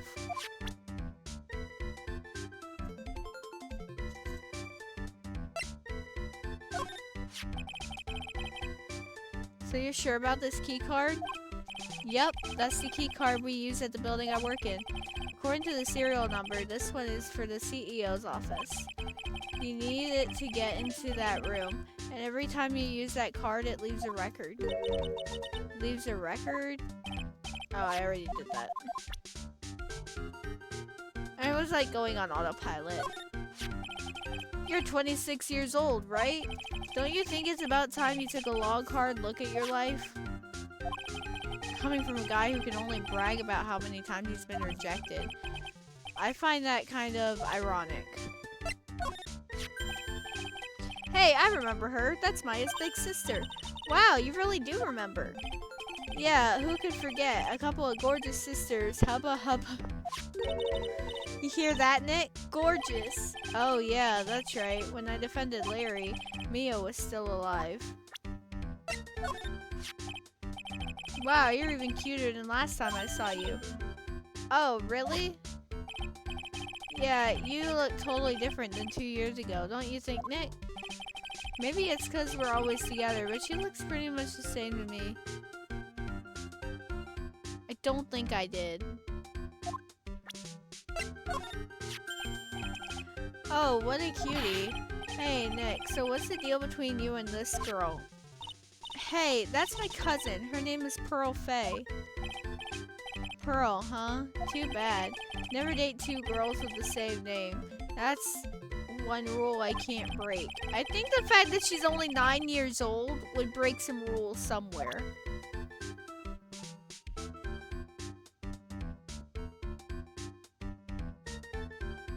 Yeah, I was very confused when you said Penny before. You meant Pearl. That makes more sense. Whoa, who was this? Come on, man, don't hold out on me. Forget about it. It's on a need-to-know basis, and you don't need to know. Hey now, I thought we were pals. I got a major thing for girls with black sleeveless shirts and glasses. How do you know that? And if you have an orange-colored memo pad, I really lose my cool. He has to be making that up. He can't really know Adrian, can he?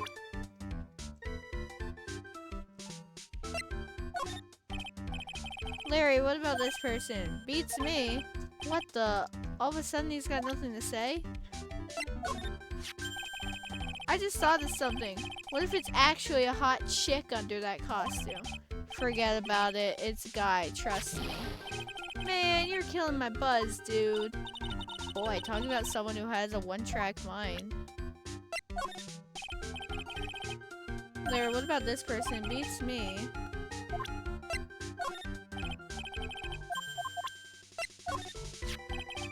That Desi is one awesome lady, alright. It's been a long time since I felt this way. I think I'm really in love this time. A long time, huh? Yeah, well, except for what I feel for you, Maya. I don't think even he knows what he's saying anymore. Even you could learn a few tricks from me, Nick. Yeah? Like what? Look at my hair, for example. It points straight. It points up straight, right? But your hair, on the other hand, points backwards. That's no good at all, man. It's defeatist. It's defeatist. You gotta aim high for the stars. I can't find a counter argument to that.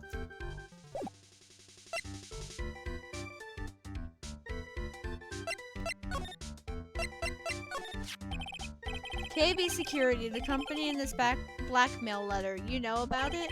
That's where I work, yeah. In fact, I'm on the job right now. Huh? So what are you doing here then? Well, the boss is away right now, and you know what mice do when the cat's away. Picturing Phoenix with Larry's hair is awkward. Not even gonna lie. Yes, yes. Anyway, how far away is this company? Let me see. About 30 minutes by car, I guess. Well, if you fly down the road anyway. Well, this apartment building is pretty close to Lordly Taylor, right? It would take roughly an hour to go from here to KB Security and back. If Ronda Light was at KB Security when the robbery occurred, then... Whoa. Then he couldn't have stolen the sacred urn. Hey, Nick, your phone. Hello? Is this the Wright residence? Ah, Pearls, where are you? I thought I'd go to Lordly Taylor to try and find some more clues, but I'm afraid I've gotten lost. What? Give me that phone, Nick. Pearly, where are you right now? I was walking along and found myself in front of that person's office. That person? Who? That person who doesn't act his age and always says Savari when he's excited. Look at me, ace detective. Okay, stay right there. We're coming to get you. Alright. I'm a little scared. Alright, let's go, Maya. Wait a second, Nick. What? That phone call just now sounded like real cutie. Another one of your, special friends? Say goodbye to Miss Delight for me, would you, Larry?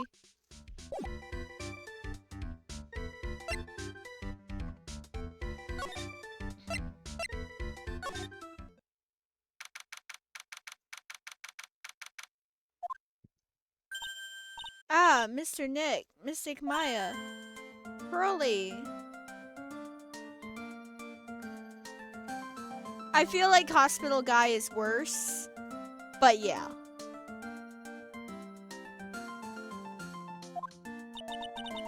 I never thought I'd see the two of you again.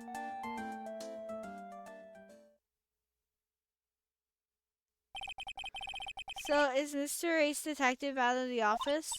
Yes, when I arrived here, there wasn't a single soul in sight. Say, Nick, doesn't it look like something's changed since we were here last? Hey, they cut the really bad line from doctors. Larry still remains. Yeah. That's true. I still feel like Dr. Hottie's is worse. Now you mention it.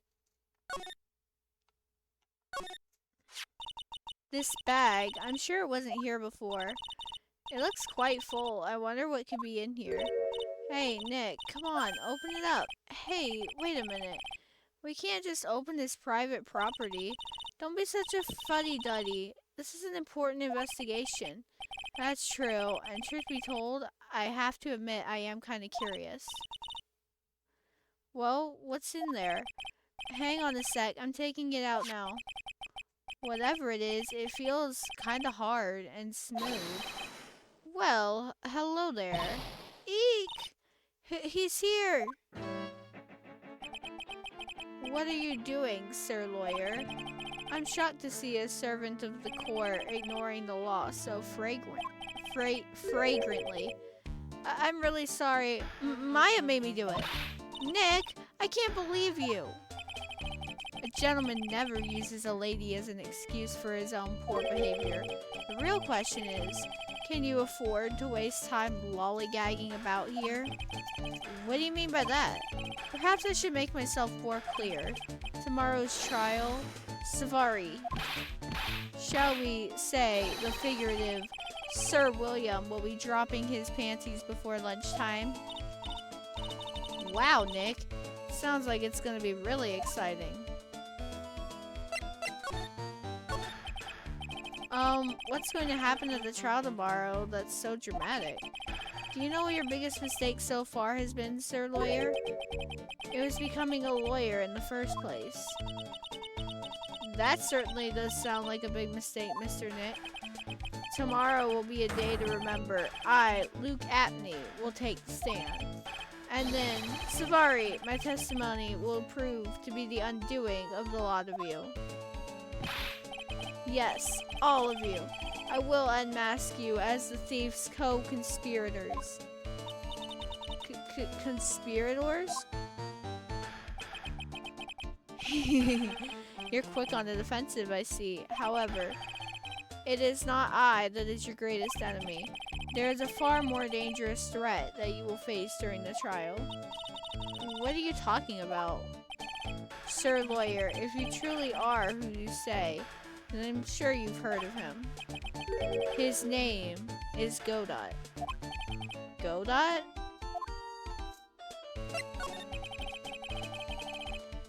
You have taken a step down the path of foolishness. To try to defend a career criminal who deserves nothing less than the death penalty. Hey, last time I checked, no one knows for sure that Mr. Delight really is the mask. My dear lady, times may change, but people sadly do not. Well, you will understand this when you are more mature. Who is this Godot person? It's not surprising that a spirit medium has not heard the name. Godot, the prosecutor whose equal cannot be found in this country, but in heaven. Godot, a legend or myth. Men pin a lifetime of hopes on the chance to simply meet him. Prosecutor Godot? But the best prosecutor in the country isn't Godot, it's Mr. Edgeworth. Isn't that right, Nick? It's no surprise that a spirit medium such as yourself would know nothing of this. But ace prosecutor Miles Edgeworth is currently traveling abroad. Huh? In fact, it was Mr. Edgeworth who acknowledged Godot as the best in this country. And you agree with that? Most certainly. In fact, you could call him the Luke Apney of the prosecutor's office. Well, that's good to hear. The prosecution has a fighting chance tomorrow. Mr. Nick, is this Godot really that strong? I seem to remember hearing about someone like that. Not surprising. Some people spend their entire lives idly waiting for his appearance. It looks like we're done investigating for the day. Sir Lawyer, the stage has been set and all the pieces are finally in place. All that remains now is for the dance to begin. A new prosecutor, an ace detective, and a thief. This will be one tough trial.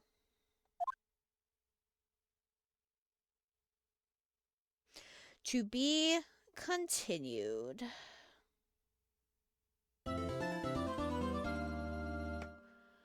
I am going to save. And I am also going to be right back. When I get back, we'll probably continue and do a little bit of the trial. But I will be back.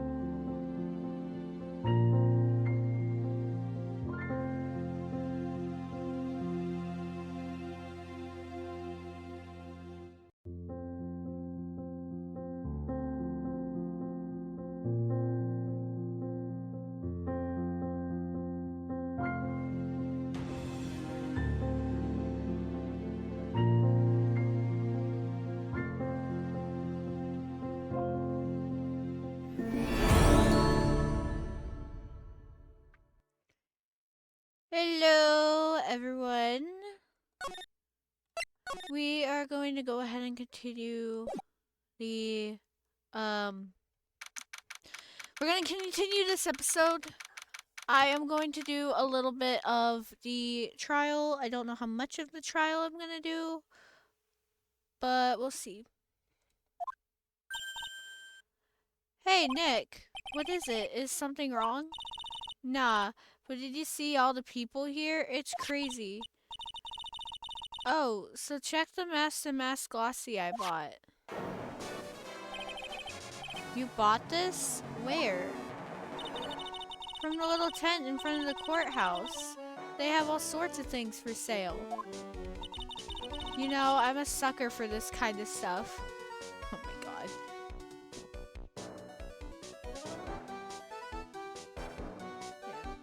Yeah. If Zach does respond in that chat, let me know. You know I'm a sucker for this kind of stuff. Mass and mass publicity photos stuck into the court record. Come on, I'm guilty. Throw the book at me. Who's screaming like that? Oh, Mr. Wright, you made it. Yeah, I did, but it doesn't look like things are going to get any less ugly for you. Because I did it. I'm the criminal. Me. Ugh. He's at it again. I sent the calling card to Lordly Taylor. I admit it. But you don't have the sacred urn, right? Well, that's true, but that doesn't mean that I didn't commit the crime. Normally when I say of course you didn't, I'm being sarcastic. But you? Yikes. Anyway, I admit that I'm guilty. So make sure to give me a guilty verdict, please. Oh, there you are, Ronnie. Bonjour, sweetie. Oh, Desi, honey. But bonjour. Well, actually, I don't really know why I should be speaking French to you at a time like this. Leave it all to me, Ronnie. I swear I'll protect you. You see, actually, the thief is me. Can I tell you something, Nicky boy? I can guarantee that my Ronnie is innocent.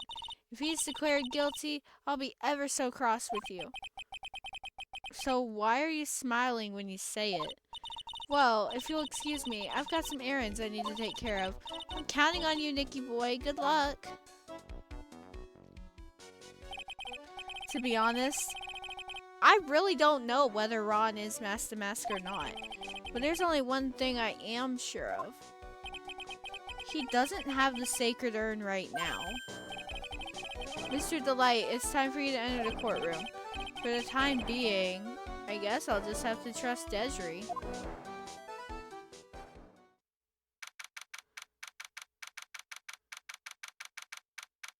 Alright. Court is now in session for the trial of Mr. Ron Delight. The defense is ready, Your Honor. What about the prosecution? Are you prepared to... What a stupid question. What did you say? Fine. Let me ask you then, Your Honor. Are you ready? Are you ready to pass judgment? What? No, I'm not. I will pass judgment after I hear arguments from both sides. Well, if you're not ready yourself, you shouldn't expect others to be.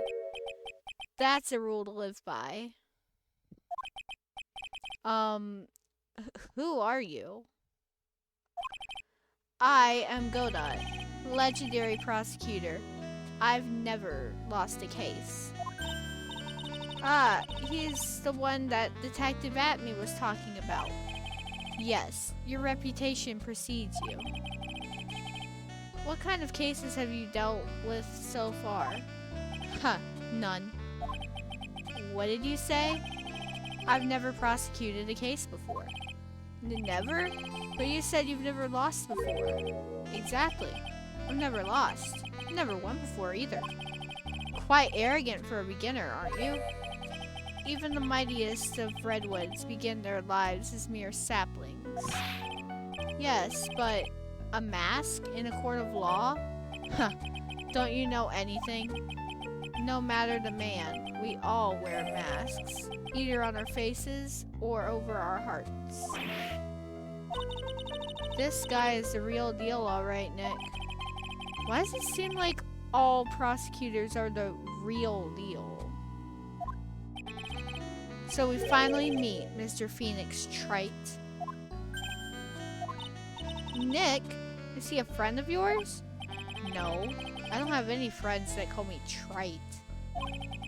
Just who is this masked man? I've returned from the depths of hell to do battle with you. Well then, Prosecutor Gobo. It's not Gobo, it's Godot, Your Honor. In any case, please give your opening statement. Opening statement? Those things are not fit for even dogs to consume. I have only one thing to say before we start. To you, Mr. Trite. What is it? Are you familiar with the saying, a chain is only as strong as its weakest link? I wonder how much you can withstand before you and your case break into. Well then, let's hear from the first witness.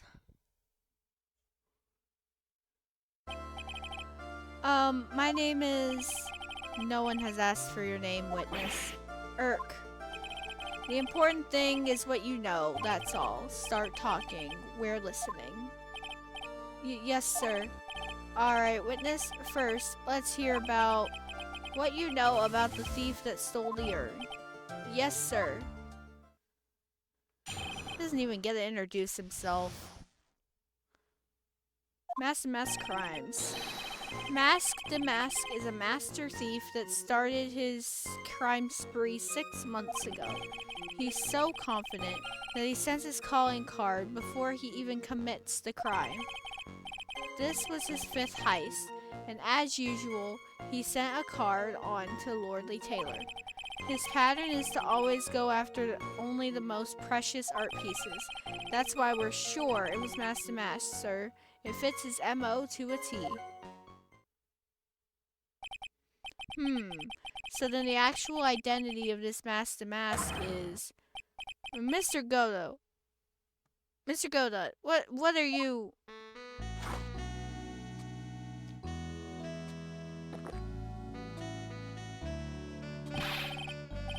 We're in the middle of a trial here, Mr. Godot. Blacker than a moonless night. Hotter and more bitter than hell itself. That is coffee. I'm sure you can grant me at least this much, Your Honor. Oh, please, proceed. Very well. It's only coffee, after all. What? You can't be letting him slide this early in the trial. Proceed with your cross-examination, Mr. Wright. Well, Nick, what are you going to do? As long as they haven't brought up Mr. Delight's identity, all we can do is show that it wasn't Mask the Mask who stole the urn.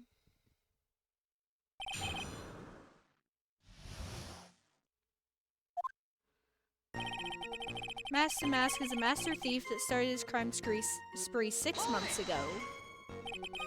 Have you been involved in the investigation from the beginning? Yup, nobody knows more about the thief than me, pal. It's true, I'm a Savari, author on thieves. An author? He's written books about thieves? I think he probably meant to say authority. The fact is that this guy can slip through even my fingers shows... The fact that this guy can slip through even my fingers shows how good he is, pal. It's easy when those fingers happen to be butterfingers. So nobody knows more about the thief than you, huh? You got it, pal. Except maybe for the thief's mom, that is. But isn't there someone who knows even more about him than the police? You don't mean Detective Savari, do you? Who is this person? Savari. He sounds German. His name is Luke Atney, sir. I guess I shouldn't have made up such a silly name for him. What the heck? I guess he's not all that famous after all. Anyway, it's true that he did manage to retrieve the last item the thief stole. Oh, I see. It seems you're not the expert you claim to be. Irk. It looks like the thief is toying with me even now. He's so confident that he sends his calling card before he even commits the crime. Have you seen all of these so-called calling cards? Of course I have. Except, the person in charge of the treasure exhibit never brought their card to the police. So I didn't see this one until after the crime occurred. That's because Detective Atme stopped Miss Andrews from taking it to the police. Was the calling card that Lord Lee Taylor received authentic? Well, all the cards have one common identifying feature, but we're not releasing that information to the general public. But you're absolutely certain that this card is real. Gumshoe can't say it out loud, but I bet he's talking about the mask's emblem. This was his 5th heist, and as usual, he sent a card on to Lord Lee Taylor. His 5th heist? And your 5th screw-up, huh? Objection, pal. That ain't fair. Maybe you could say I screwed up 4 times, but this last time wasn't my fault. I didn't know about the calling card this time.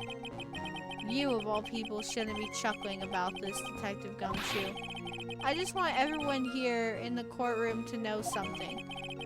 If you ever get a calling card from this guy, don't call some stupid private eye. Call your local police right away. Got me? Wow, it looks like he's really got it in for Detective Atme. Thank you for the hydrate, MM.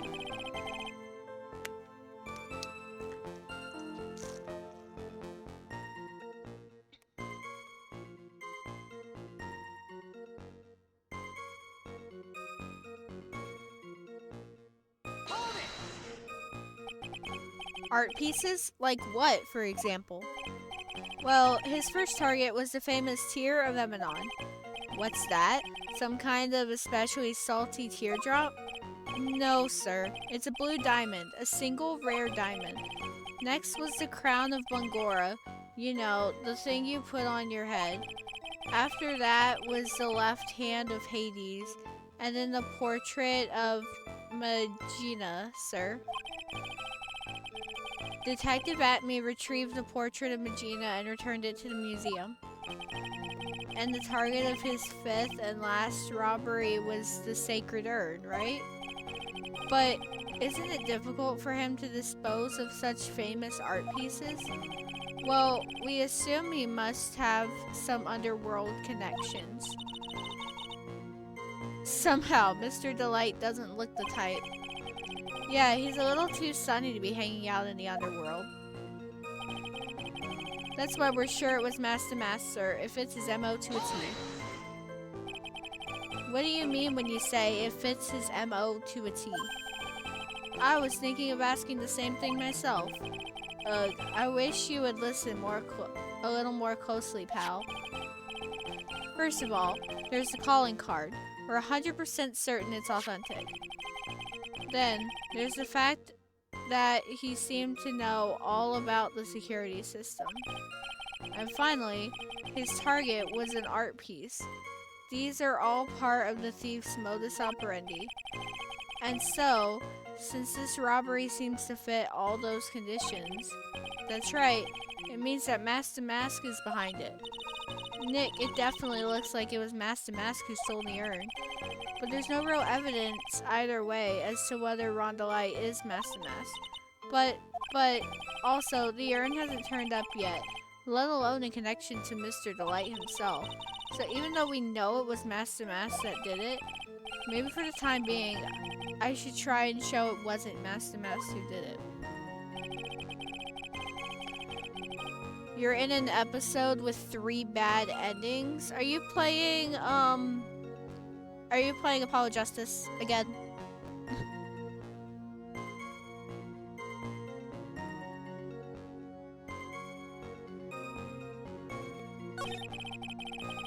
Dual Destinies, close enough.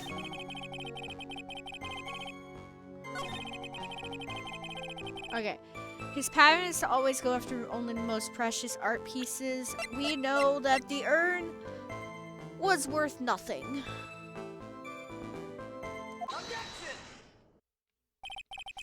Can I ask you a little something, Detective Gumshoe? Just hearing that the little in that question is making me nervous. You said that he always goes after the most precious art pieces, right? That's right, pal. But there's one problem. That's not what he did in this case. The supposedly priceless urn doesn't exactly rise to the level of precious art. What do you mean? Nick, how can you say such a terrible thing? No, I meant from a financial point of view. I mean, it wouldn't fetch a good price. Well, Prosecutor Godot, what is the value of that urn? The appraisers I spoke to said they couldn't attach a price to it. And I mean that in a worse sense. So in other words, it was not the kind of item that Master Mask would normally go after. If I understand you correctly, Mr. Wright, you're saying that the theft of the sacred urn was not the work of Master Mask? Yes, that's what I'm saying. Actually, all I did was point out the contradiction. The argument made itself, but... Well, first of all, we need to get this issue cleared up. Was this last robbery the work of Master Mask or not? What do you have to say about this, Mr. Godot?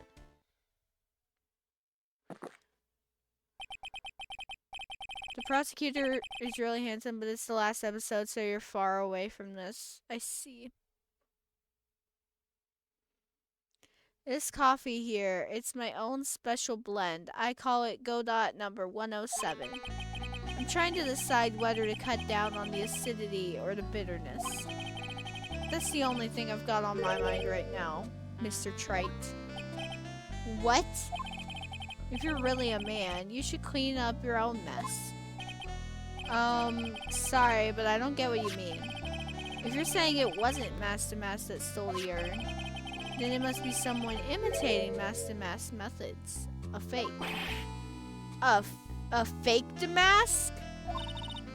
Fake Damask? That sounds so ridiculous, but I like it.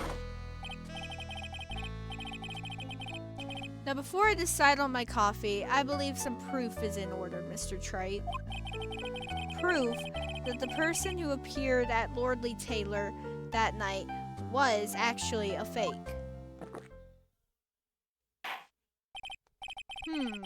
Though I don't approve of Mr. Godot's behavior, his point is valid. Mr. Wright, we're waiting. Looks like I'm going to have to prove it. I need proof that the person at Lordly Taylor was, in fact, fake Damask. So you've never played this, right? Or seen it? Or you have. So, Dual Destinies, I have no knowledge of. Apollo Justice, I have seen a playthrough of it, but I have never played it. And then Spirit of Justice, I've never seen or played. That's where I stand. Oh, the one I'm doing right now? Yes, I've played it.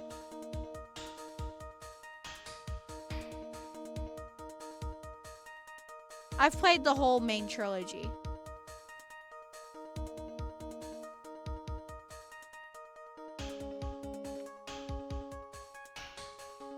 So yes, I do know what's going on. I need proof that this person at Lordly Taylor that night was in fact fake Damask.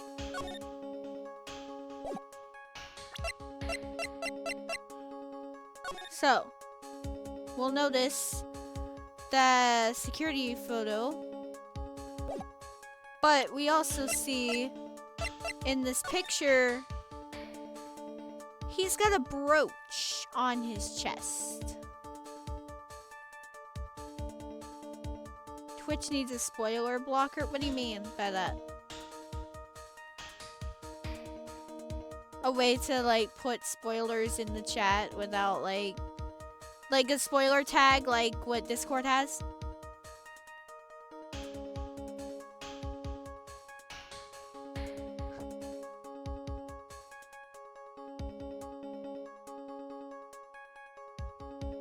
I saw that.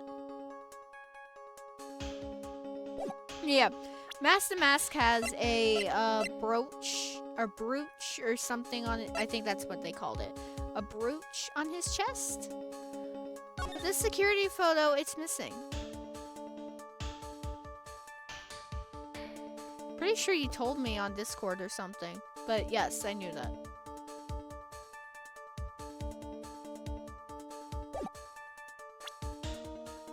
Maybe I'm going crazy. Didn't you say it was in Georgia or something?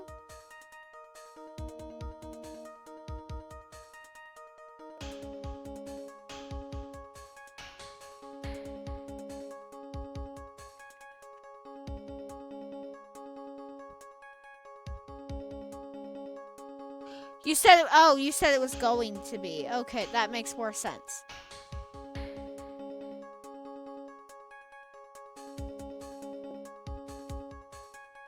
Anyway, we want to present the security camera photo at this. The proof is right here. This looks like a photo taken by a security camera, but if you look closely, you'll notice something peculiar about it. Huh, well then, why don't you go ahead and show us what it is? Go on, use this pointer and show us just what about this picture is so peculiar. It's right here, of course. You mean mask to mask? I have a piece of reference I would like the court to take a look at. Isn't that the publicity photo I bought this morning? The problem I have with the security camera photo is the brooch on the masked chest. A breach? Here? Bailiff, get my steed. We need to retreat at once. A brooch, Your Honor. It's a sort of clasp for holding one's cape on. A clasp, eh? Ah, I see now. But the mask-to-mask in the security camera photo... Ah! He has no brooch. That brooch is the same as the emblem on the mask's calling card and serves as a symbol. But the thief that broke into Lordly Taylor wasn't wearing a brooch. In other words, this mask-to-mask is a fake. I've been fooled again! Order. It's true. Undeniably true. Detective Gumshoe, how could you have overlooked this? I'm sorry, sir. I don't know how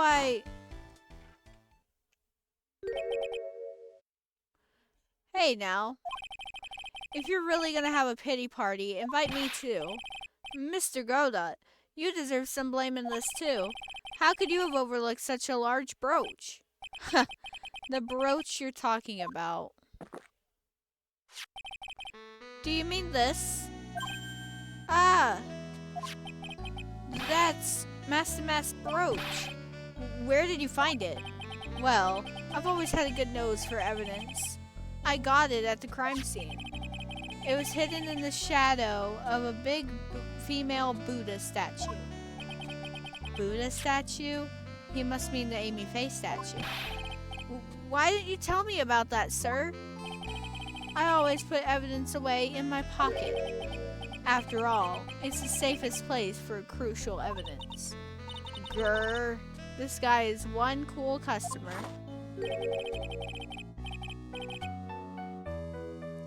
It's a little early to be shaken up, isn't it, little lady? That friend of yours left pretty little hickeys on there, too. Hickeys? Figuratively speaking, of course. I'm referring to Rhonda Light's fingerprints. What? What? The defendant's fingerprints are on the brooch?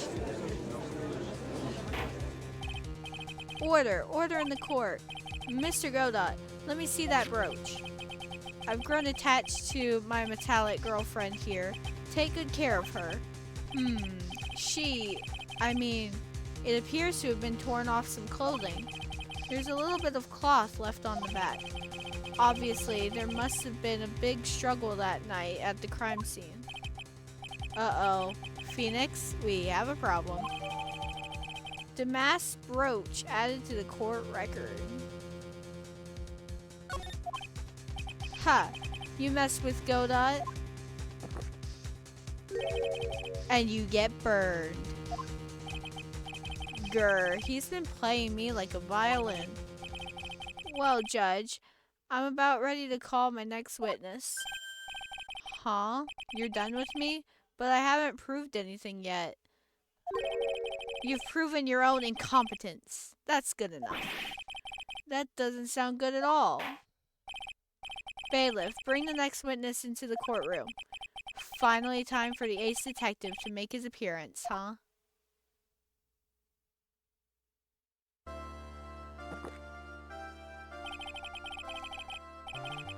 One second is one drip of the coffee pot. Let's hurry it up. Shh! Silence! Now I see. It's all becoming clear. What's clear? Zavari. The truth has once again been elegantly revealed to me. What we have here is a judge and a prosecutor. A coffee maniac at that. Am I correct?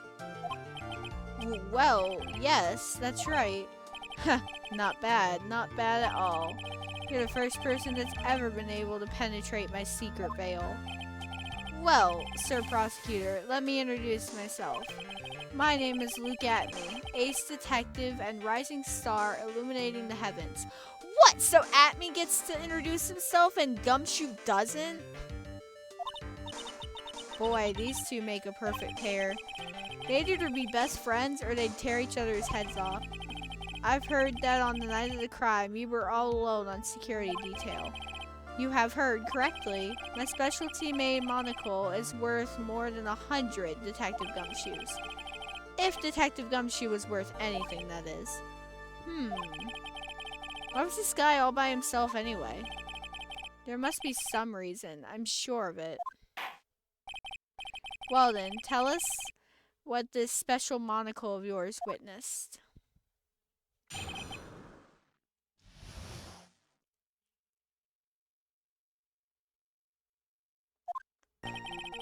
It was approximately 1 o'clock in the morning, just after the date changed.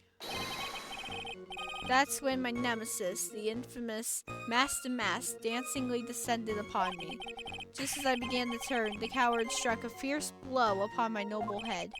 Darkness swallowed me before I could land a single strike. When I awoke, he was gone. 30 minutes later, I used an emergency phone to notify the police. So you didn't get a clear look at the criminal. My specially made monocle never misses a thing.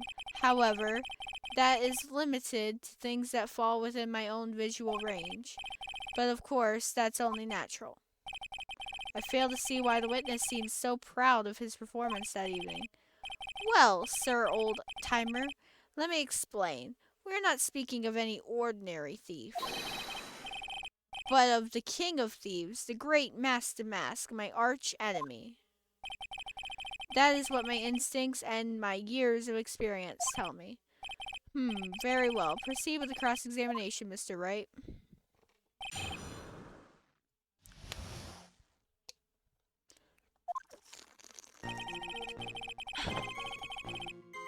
It was approximately 1 o'clock in the morning, just after the date changed.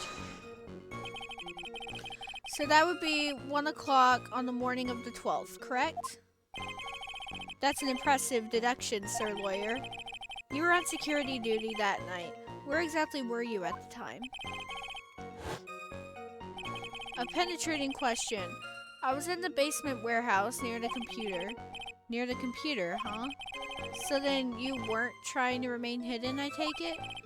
Up to this point, I have tried to remain concealed while waiting for the thief.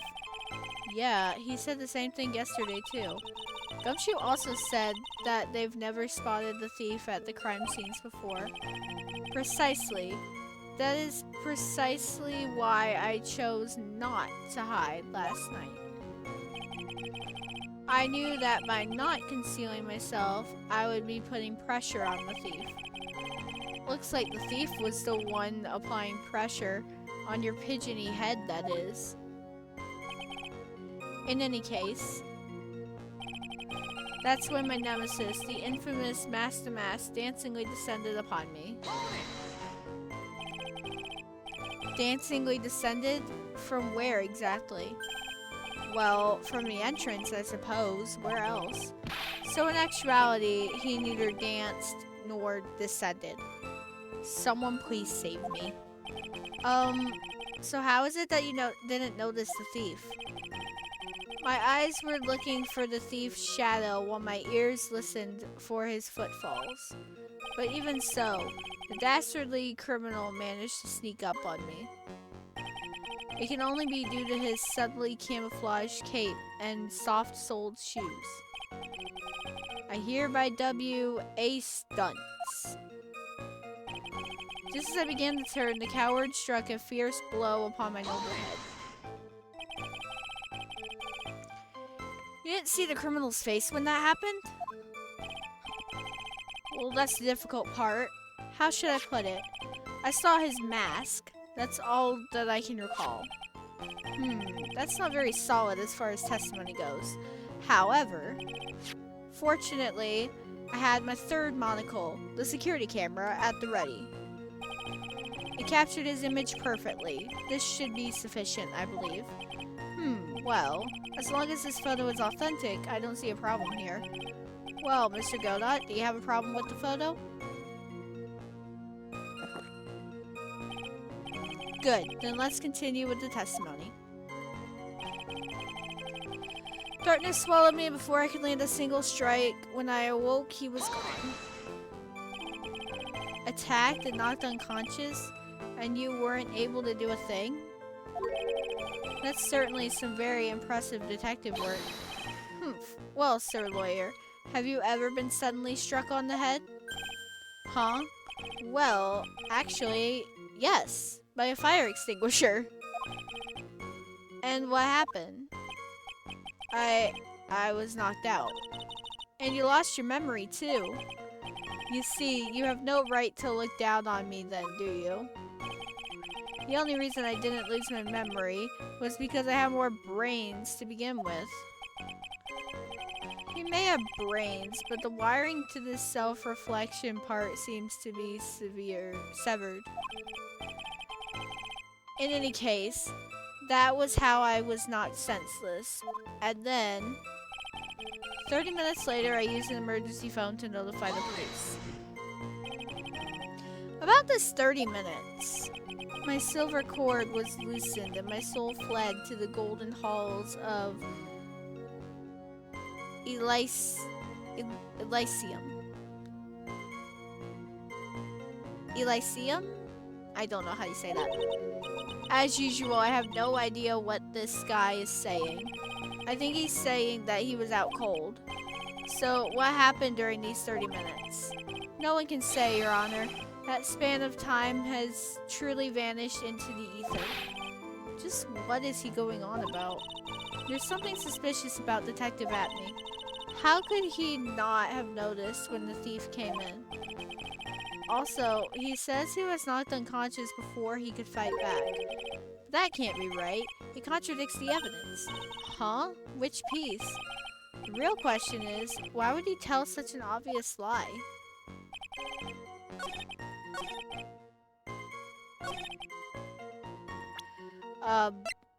Well, if you couldn't land a single strike, then how did he lose his brooch? Mr. Atney, could you take a look at this with that special monocle of yours? Ah, this belonged to the criminal mastermind, my arch nemesis, Master Mask.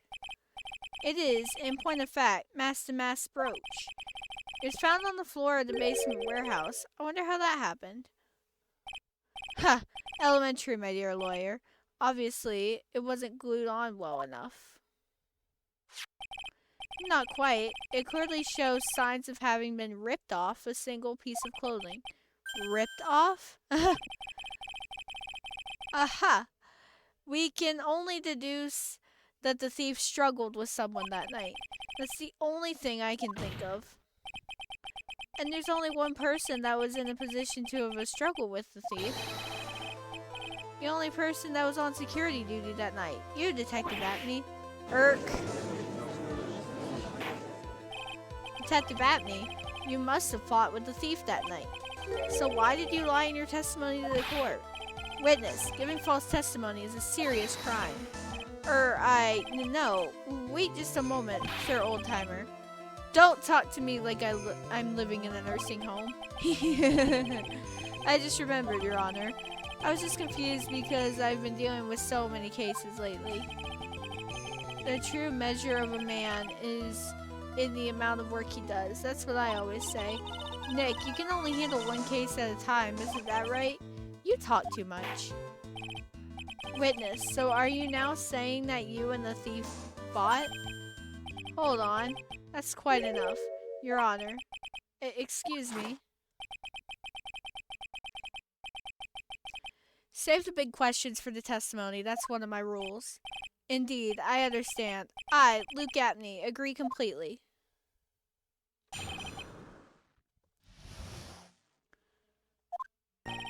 Indeed, it's true that I looked away from the door for a brief moment.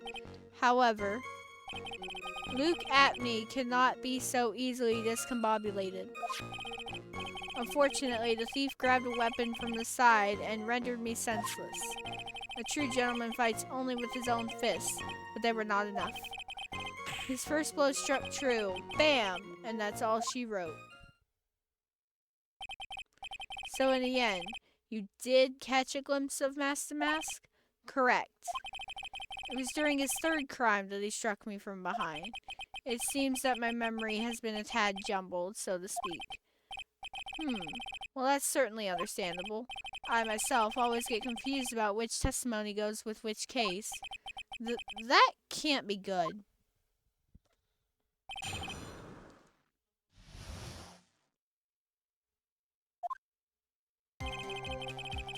Indeed, it's true that I looked away from the door for a brief moment. However, Luke Apney cannot be so easily discombobulated. Okay, I need to press this. So why did you look away from the door anyway? In addition to the camera, I had prepared a variety of other sensors as well. The alarm on one of those had gone off, so I had to check the data. That's why I went to the computer, elegantly of course. So you were momentarily vulnerable when you were working on the computer? What should I do? Should I ask some more questions? Ask about the sensor. What kind of sensors are you talking about? There are other places in the basement that someone could enter and exit from.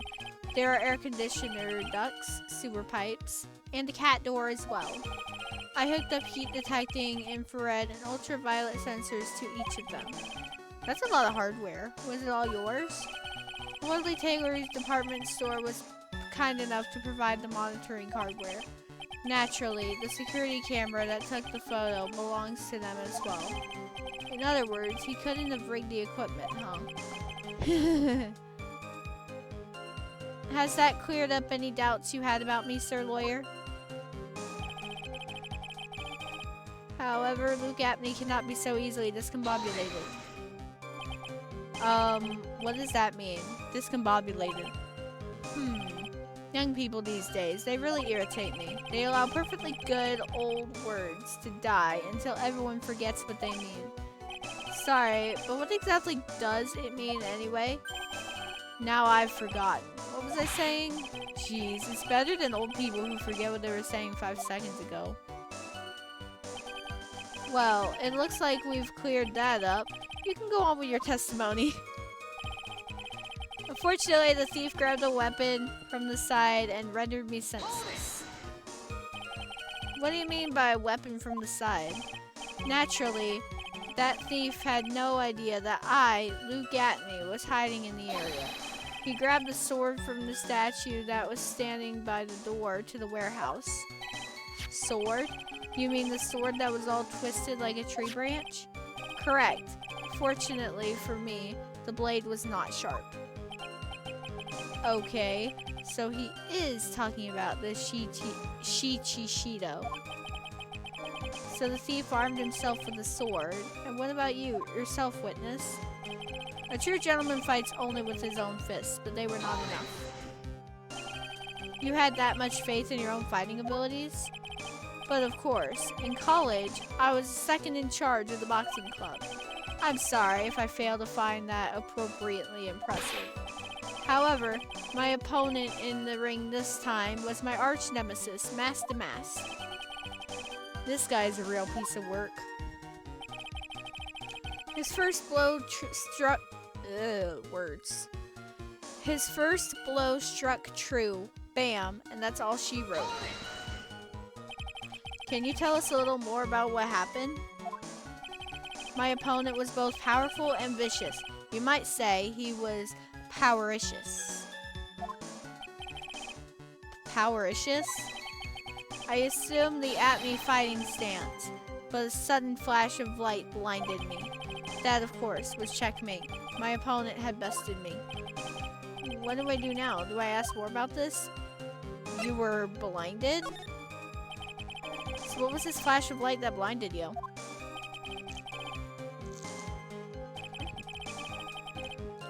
I was bathed in a golden light that seemed to come from the statue of the woman. The statue of Amy Faye, I'm guessing. Well, that wasn't very much help at all. Well, what do you think, Nick? Well, there's one thing that I'm absolutely sure of now. Yeah, what is it? This Luke Abney guy, he's definitely hiding something. But why? I think I'm starting to figure out what really happened that night. And about the true nature of this detective.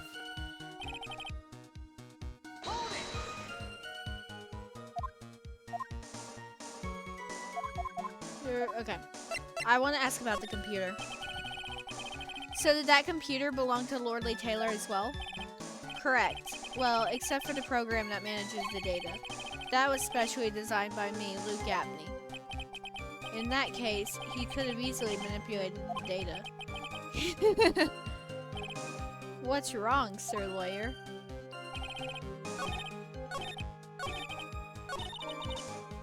Oh. I need... that one.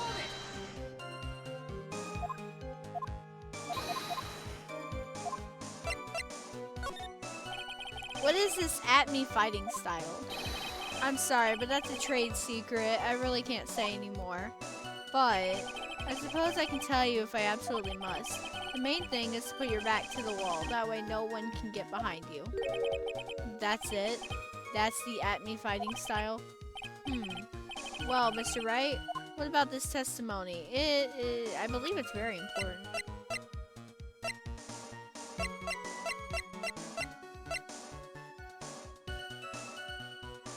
To blow to the back of the head. Yeah, it's important. Of course it's important. We've learned a detective's secret technique after all. Yes, indeed. I'll remember to use it if I ever take a walk alone late at night. What the heck is he eyeballing me like that? It's creeping me out. Now then, witness, we'll go ahead and add that secret information to your official testimony. I put my back to the wall to fight, but the thief's blow landed upon my third eye. Where is this third eye you're talking about? Oh, it's right between my right and left eyebrows. It's quite invisible to the unenlightened. You may call it the forehead if you like. Why didn't you just say that in the first place? Sir Lawyer, it looks like the creases in your own forehead are getting deeper. So Mr. Abney got hit on the forehead then. That's what he says. I've got a funny feeling about that. Actually, so do I. Well, what do you think, Nick? Well, there's one thing. Okay.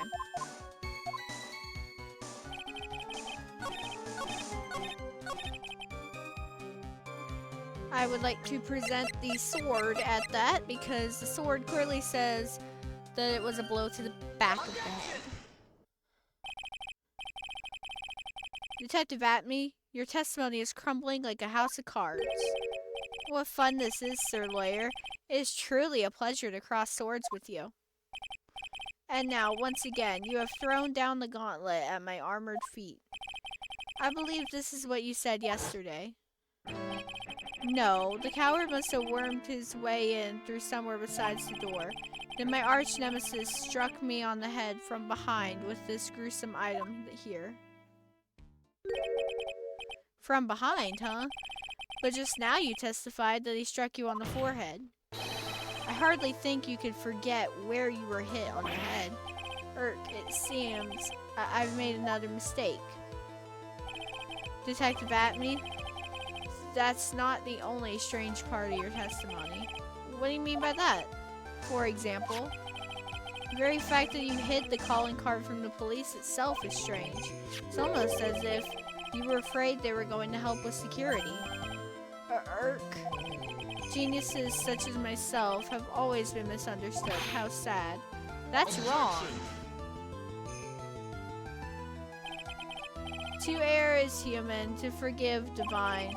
Humans aren't machines. They have souls, feelings. They live, they die, they love, they hate. And yes, they even make mistakes. Thank you for the hydrate. I'll hydrate in a minute, Emma. Hey, hold on. It's not as pretty as that.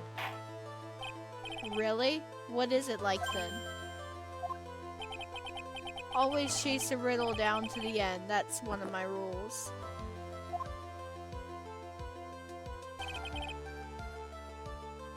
This is it.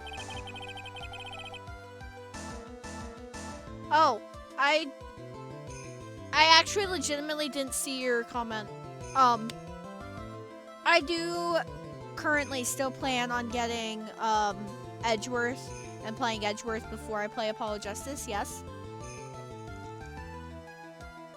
But it also depends on money. I might just go straight to Apollo Justice and do Edgeworth after.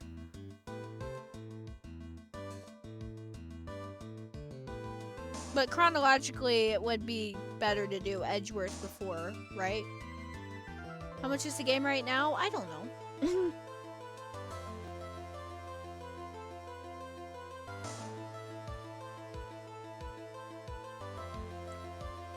This might just be my chance to turn things around. Mr. Wright, what exactly is it that you're asserting? Very well, Your Honor.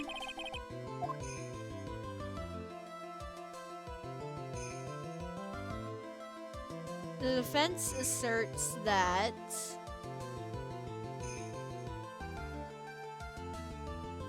Mr. Atney is Master Mask.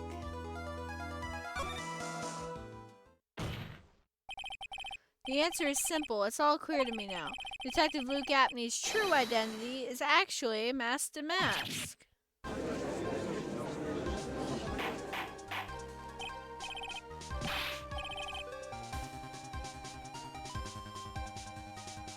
Order in the court. Mr. Wright, what is the meaning of this? There are too many unnatural parts to Mr. Atney's story. He says he was hiding at the crime scene, which is why no one ever saw him there. And then, in his last case, he manages to outperform Detective Gumshoe and the entire police force to miraculously retrieve the stolen treasure.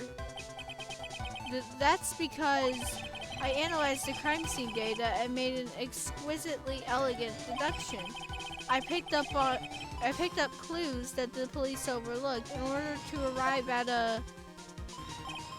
Oh, please. The explanation is far simpler than that, Detective Atney. The truth is that you are, in fact, Master Mask. But Mr. Wright, this photo, it clearly shows Master Mask. This security camera belongs to Lordly Taylor department store. He shouldn't have been able to manipulate it. He didn't need to manipulate it. He gained access to the warehouse under the pretense of providing security, and he simply dressed up as the thief and stole the urn. So, the ace detective is actually an ace thief. Is this true, witness?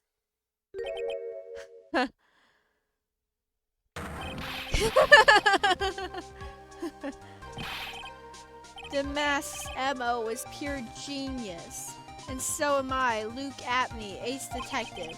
You're very clever to have come to such a conclusion. I'm impressed, sir lawyer. What? Witness, you're admitting it? Nick, now's your chance. Yes, time to put the last nail in this guy's coffin. Detective Apney, when you assumed the thief's identity...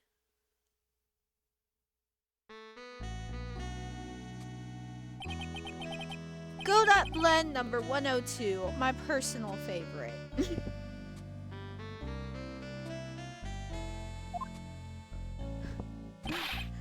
Mr. Godot, the ace detective, is actually an ace thief. I spell a best-selling novel.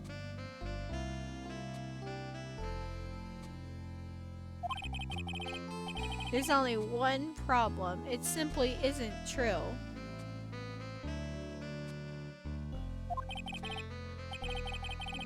What do you mean, drink water? But, Mr. Godot, Mr. Wright has made some very strong points, and I will admit my opponent has woven a compelling narrative out of whole cloth. But it is, in fact, nothing more than a patchwork quilt, Mr. Wright. If this detective really is the thief, then show us the proof of your claim. But it had better be as hot and as perfect as the coffee dripping down your face. Not you, Godot? Okay. I mean, he's drinking coffee. Which apparently is all over Phoenix's face right now. Well, Mr. Wright, don't just stand there. This court would like to see this decisive proof you have quickly. Yeah, because apparently Phoenix can wipe all the coffee off his face like that. Clearly. Huh? Oh, yes, of course. Well, what's the big rush? Are you alright, Nick? Yeah, and his hair. Avenue looks pretty rattled right now. I'd like to finish this right now if I can. But can I really do it? This decisive evidence that proves Mr. Luke Apney is in fact Master Mask.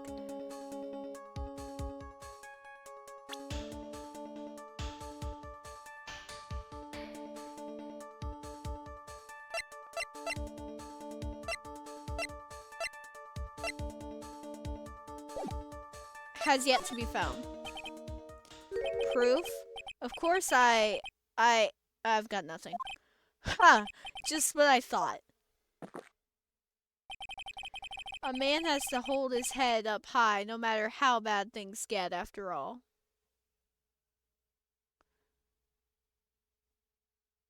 Really now? Ugh. I see. I thought perhaps you had some evidence to back up your assertion. This is no good. I've got to stay on the attack. I'll never get another chance to prove that this guy is the thief. Don't give up, Nick. Think harder and try again. It's no good. I'm just not ready yet. But, are you going to just give up and let us lose this? Isn't that what you want from me, Rose? Keep my head. Yes. Yes.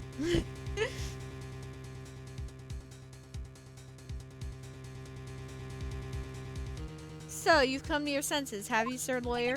I can't think of a counterattack at all.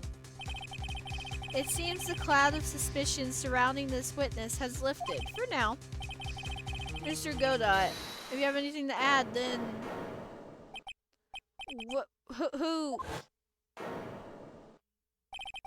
Who are you? That doesn't really matter right now, does it? Mrs. Delight. Aww. What are you doing here? Nicky boy. The thing you've been looking for. I think I found it. You mean that bag? No, not the bag. What's in the bag? Well, that's the sacred urn. Nick, it's the urn.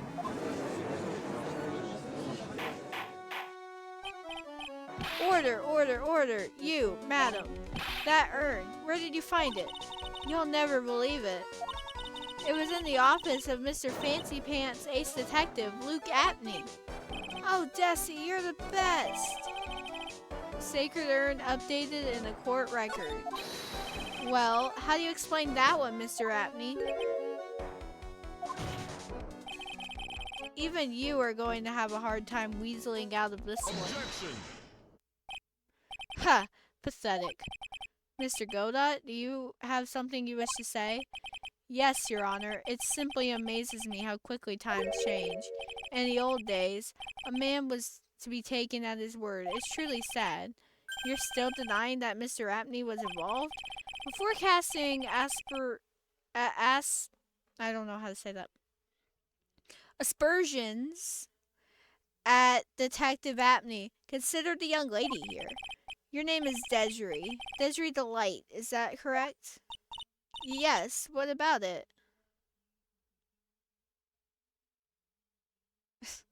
Shush you.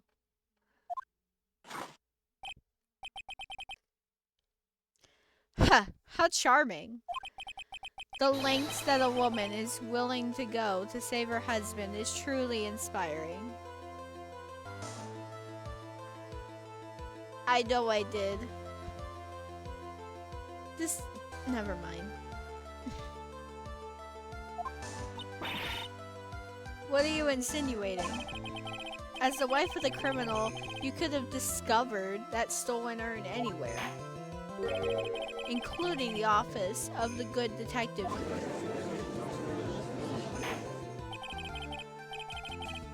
So you found the urn. What does that prove?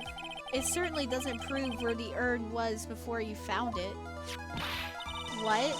I just brought it here from the detective's office. Please, madam. This town is already filled to the brim with lies. Any more could only compound the tragedy we have been witness to. You're wrong. I would never do such a thing. Miss Delight. Please, Nicky boy, you've got to help me talk some sense into these people. There must be some way. I've got to prove that that urn was actually in the Apney Detective Agency.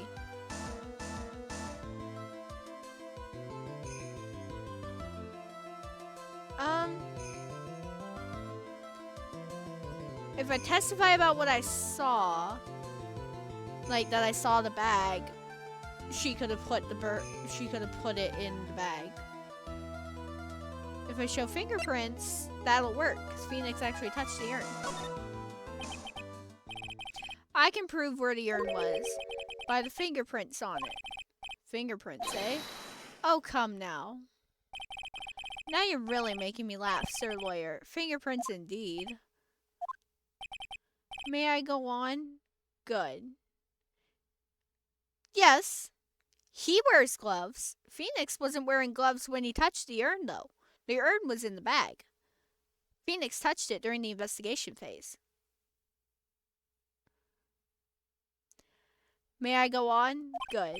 Now, it would be perfectly understandable if my fingerprints were on the urn. After all, it was I who was guarding the urn in the first place.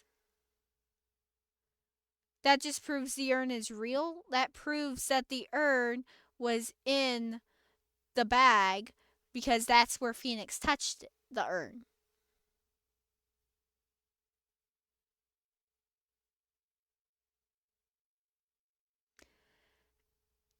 After all, it is I who was guarding the urn in the first place.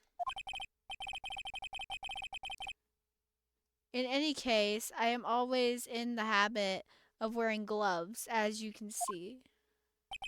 So unfortunately, my fingerprints wouldn't be evidence of anything. What about it, Mr. Wright? This witness's fingerprints would mean nothing anyway. Nick, what are you gonna do now? I've come too far to turn back now.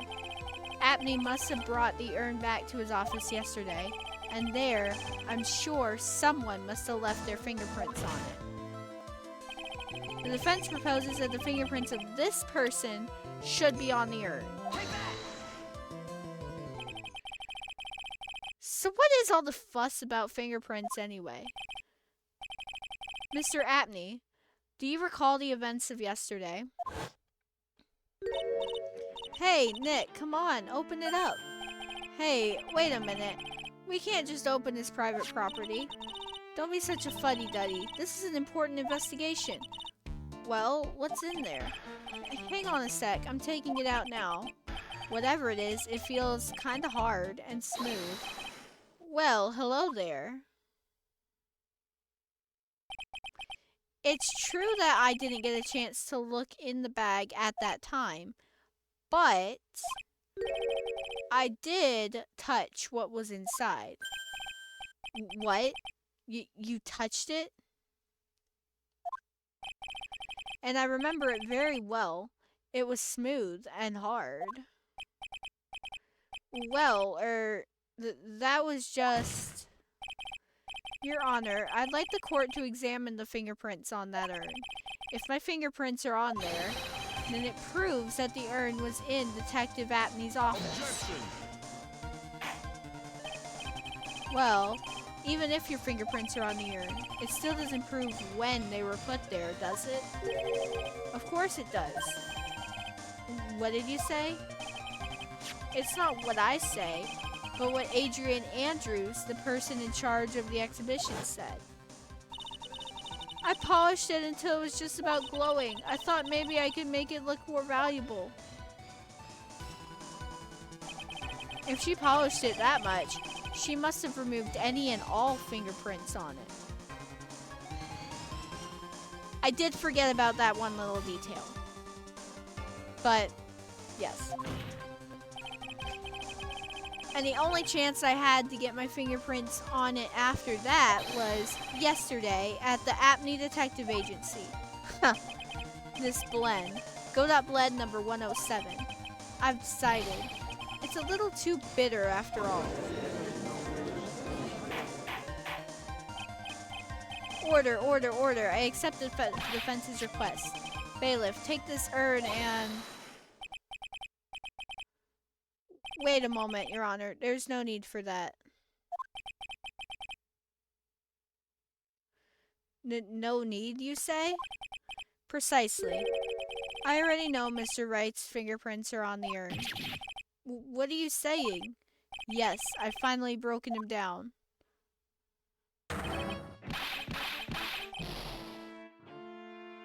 I am sure remember this case twist, though. I do remember the case twist, yes. Take a good look, everyone. Unable to find a rival worthy of my genius, I was forced to create one by myself. Here I am, the tragic clown. This guy is nuttier than a fruitcake. You see, it was me all along. I am the one and only Master Mask. Haha, I hope you all enjoyed my little performance. Hee ha ho hee.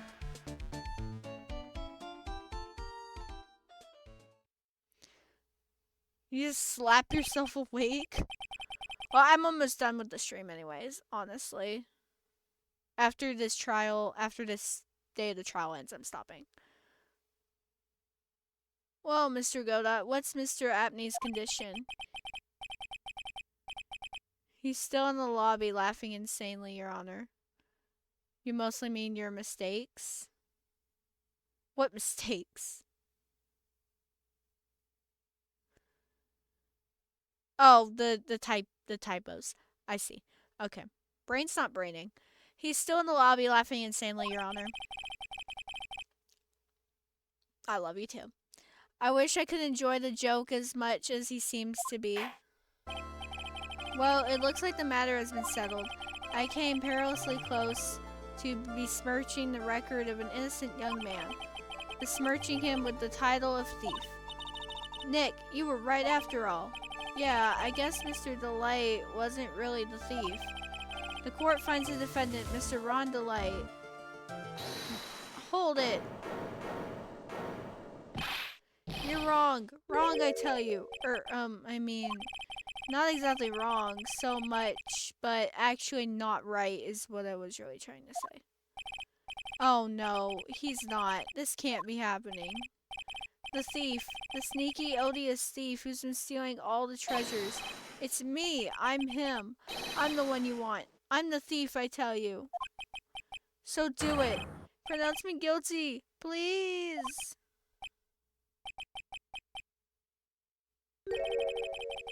I don't know what kind of a kangaroo court you all think this is, but the true identity of the thief has already been proven. Please hurry and pass, Judge.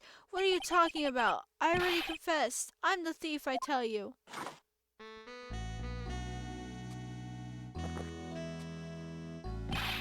Mr. Godot, don't just stand there drinking coffee. Hey there, Mr. Thief. Yes? Yes, sir? If you're really a man, then clean up your own mess. I'm sorry. I'm afraid I just don't have any idea what you mean. If you are Master Mask, then prove it. That's what it means. Yes, sir. I'll be happy to. He says he'll be happy to, Nick. It's kind of cute. He's 100% committed to his fantasy. Good boy. Just remember one thing. A boy only gets one chance in his life to become a man. I know that. I won't fail. I swear. Okay, then talk. We're all listening. Oh, well, let's all have a listen to this confession. Master Mask's identity. The truth is, I've been Master Mask all along. I mean, you can't prove that I'm not actually Master Mask, can you? I don't have an alibi for the night the urn was stolen, after all. I donned my costume that night and dancingly descended upon the scene of the crime. Look, you can see right there in the photo. That's me. As for my brooch, I snagged it on the door handle and it got torn off. That's all. I don't like the direction this trial has taken. But this is how every trial goes. At least with me, anyway. You're doing great. Stop it, Mr. Godot. You're embarrassing me. Like I said, you're only going to get one chance to testify, alright? But if you make it through this with flying colors, I'll keep my promise too. I'll make sure you stay locked up in prison as the one and only true Master Mask. Thanks so much, Mr. Godot. I'll do my best. Alright, Mr. Wright. I'm afraid it's time for the cross-examination.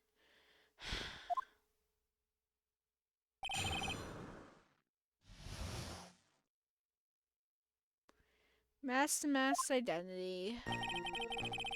Truth is, I've been Master Mask all along. You may think you're the real Master Mask, but your wife thinks you're delusional. I haven't told Desi yet about my true identity, I mean. Believe me, I've got my reasons. With the way your room is decked out, how could she not know about it? Even thieves have complicated family situations, I suppose. What should I do? It sounds like we're about to get sidetracked again. Press harder. So why are you withholding the truth from your wife? Well, first of all, I don't think she'd believe me anyway. And second, if there's one thing that Desi absolutely detests, it's criminals. If that's the case, then why did you ever start thieving to begin with? Well, Desi is crazy about shopping. She's a real shopaholic. But she's the love of my life, Your Honor. So I guess you could say I'm a Desi-holic. So you have a complicated family situation after all. Alright, that's enough. Please continue with your testimony, I beg of you. I mean, you can't prove that I'm not actually Master Mask, can you? I thought you were going to be the one to show us the proof. You know, that you're the real Master Mask and not just some kind of obsessed fanboy. Hey now, that's not fair. Why do I have to do all the hard work anyway? Maybe because you're the one making the outrageous claim for a change? Come on, Nick. You know that Mr. Delight couldn't have committed the crime. You're the one with the fancy law degree. It's time to put it to work already. I need some kind of proof that Ron couldn't possibly be Master Mask.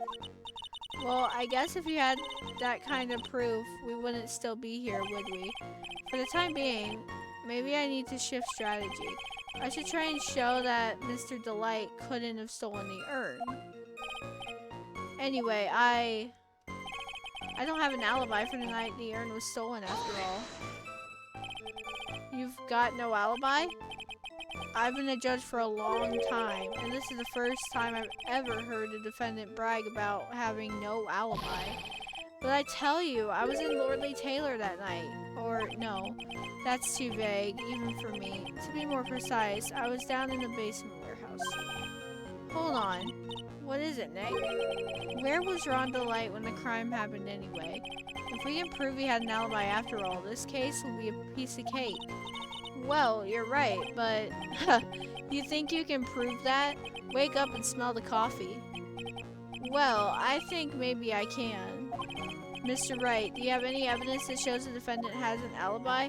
I do have evidence, but I'm gonna keep going. Of course not. Don't be ridiculous. I'm sorry. Say, what am I apologizing for? You, witness, hurry up with your testimony already. I'm sorry. Why is it that I'm always the one that has to apologize to everyone in here? I donned my costume that night and dancingly descended upon the scene of the crime. Dancingly descended? From where exactly? Well, from the entrance, I suppose. Where else? So in actuality, he neither danced nor descended. Someone saved me. Again.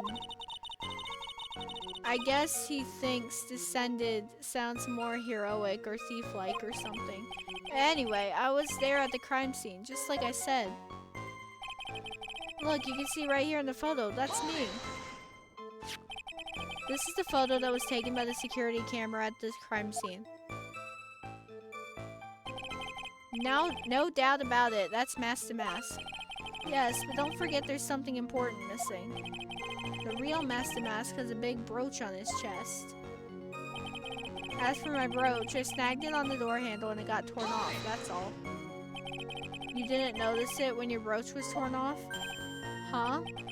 Well, I'm always a little nervous when I'm working. There's a bit of clothing left on the back side of the brooch. I don't think it could have been torn off that easily. Yes, but I don't see what that has to do with anything. Right now we're trying to prove that Mr. Delight isn't the thief, right? Yeah, I guess so. Let me hear that testimony one more time. Why does Mr. Delight want to be mask to mask so badly anyway? It's kind of disturbing. He doesn't seem like your typical attention whore to me. Unlike, say, you, Nick.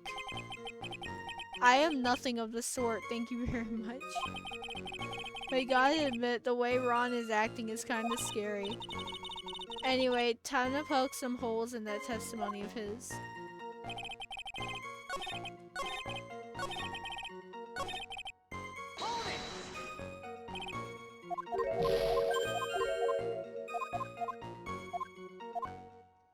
Yes, I do have evidence. I have the evidence. Or do you think I'm still some sort of third-rate rookie? Oh, I've never seen you this angry before. I'm not surprised. Anger is the last refuge of the pathetic. I thought I was more confident than angry. Well then, let's see this evidence already. Show to this court evidence that proves where your client was on the night of the crime. He dropped his wallet. Take that! Mr. Delight, this wallet belongs to you, correct? Ah, yes, it does. I had lost it somewhere. Mr. Wright, when you find a wallet, you should report it to the police right away. Ah, no, you don't understand. This is an important piece of evidence. Evidence? Mr. Delight, when did you first notice you lost your wallet? Let's see, I think it was on the night of the crime. But I know I still had it when Desi and I went out for dinner. This wallet was found at approximately 1 a.m. at KB Security Headquarters. What? Surely you're not serious. Yes, I am serious. This proves that Mr. Delight was in fact at KB Security that night. No! So if the defendant was at KB Security at 1 o'clock in the morning, then that proves he has a watertight alibi. No.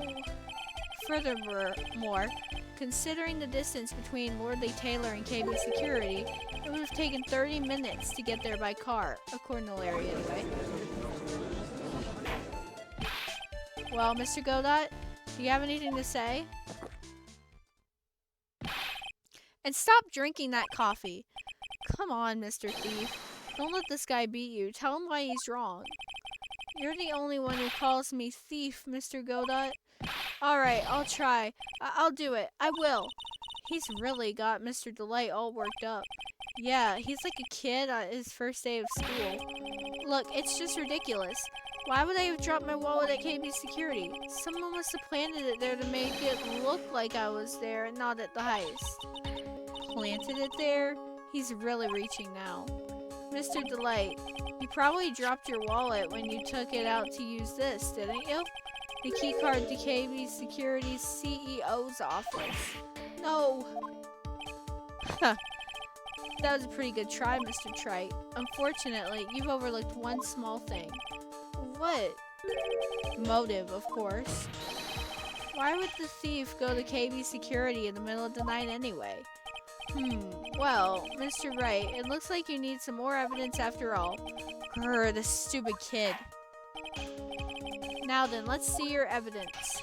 The evidence that shows why Mr. Delight went to KB Security at 1 a.m. that night. The blackmail letter.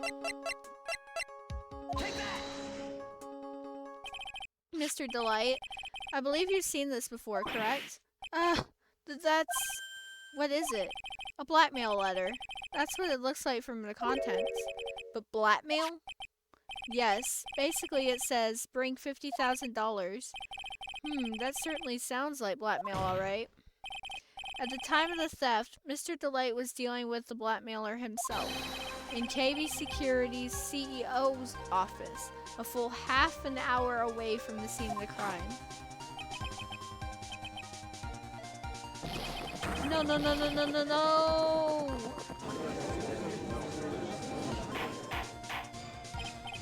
Order, order, order!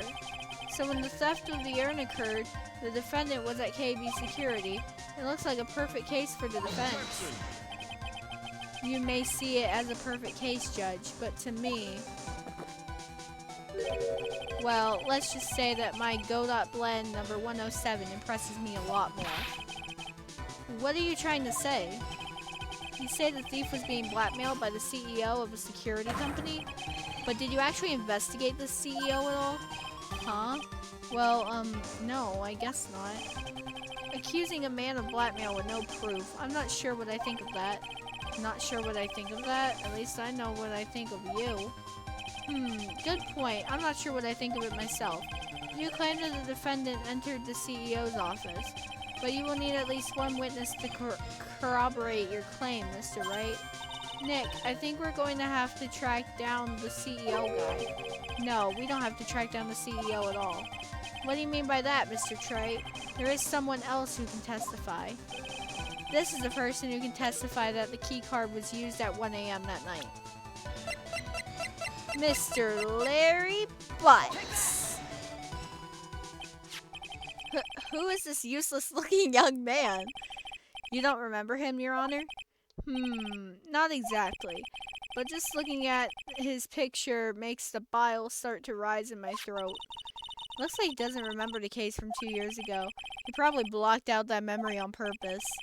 Anyway, this man was working as a guard at KB Security that night. Oh? The question at hand is this key card. Yep, that's the key card they use in the building I work. According to the serial number, this one is for the CEO's office. You need it to get into that room, and every time you use the card, it leaves a record. Yeah, it tells you exactly who entered the room and when.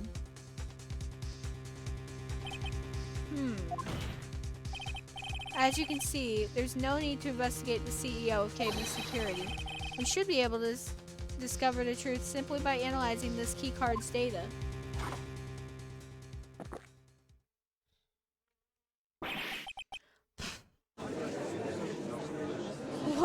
Whatever that said, I don't know.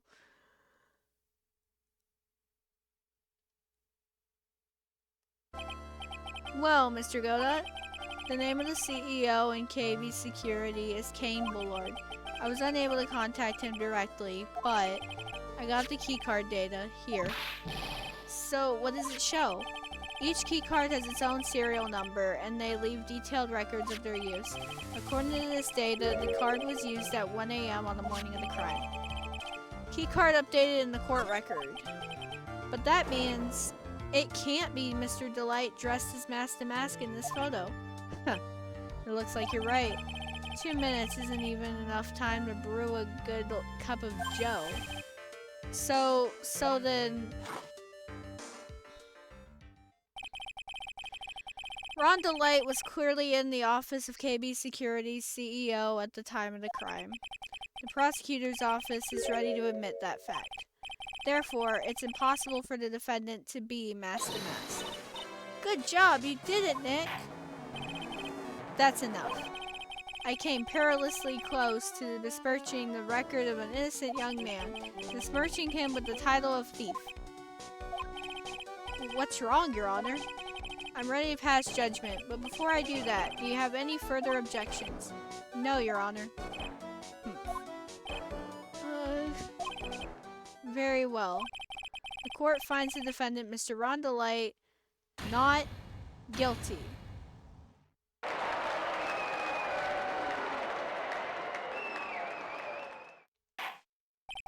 Court is now adjourned.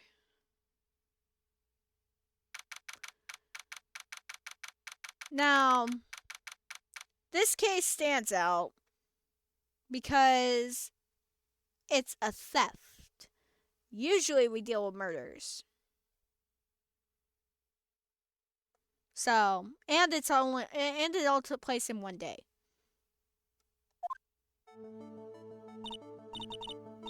Nick, you did it. You were right after all. Actually, I'm a little bit ashamed of myself. Nicky boy. Oh, Miss Delight. I knew you could do it. I believed in you all along, Nicky boy. I don't know how I can ever repay you. Aw, shucks. Thanks, Miss Delight. I just know I'm blushing. Congratulations, Mr. Nick. Oh, pearls. I've got a bad feeling about this. Who is this woman? Oh, she's nobody. She's just, You're blushing. How dare you do this in front of Mystic Maya?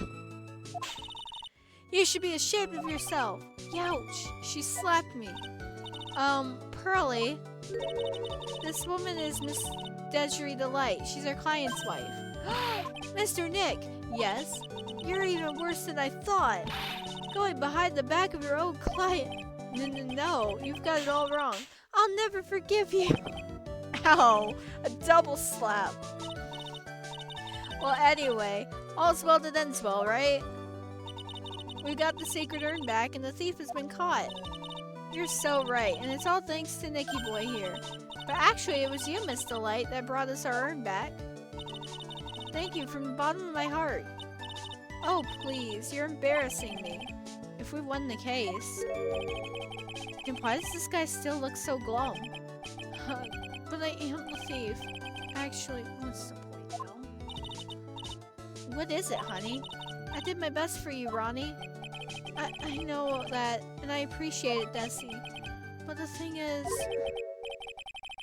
Come on, give the kids some time. He just got a little touch of the blues. You know about feeling blue, right, amigo? Mr. Godot, what are you doing here? Oh, come on. I just came here to say thanks to my newest buddy. You, Mr. Trey. Maybe you should learn my name before you call me buddy. Well, playtime is over. Huh? Early this morning, the body of Kane Bullard was discovered. Kane Bullard? Where have I heard that name before? Isn't that the name of the CEO of KB Security? Wait, the body? The estimated time of death was 1 a.m. on October 12th. 1 a.m. on October 12th? You don't mean... That's right, amigo.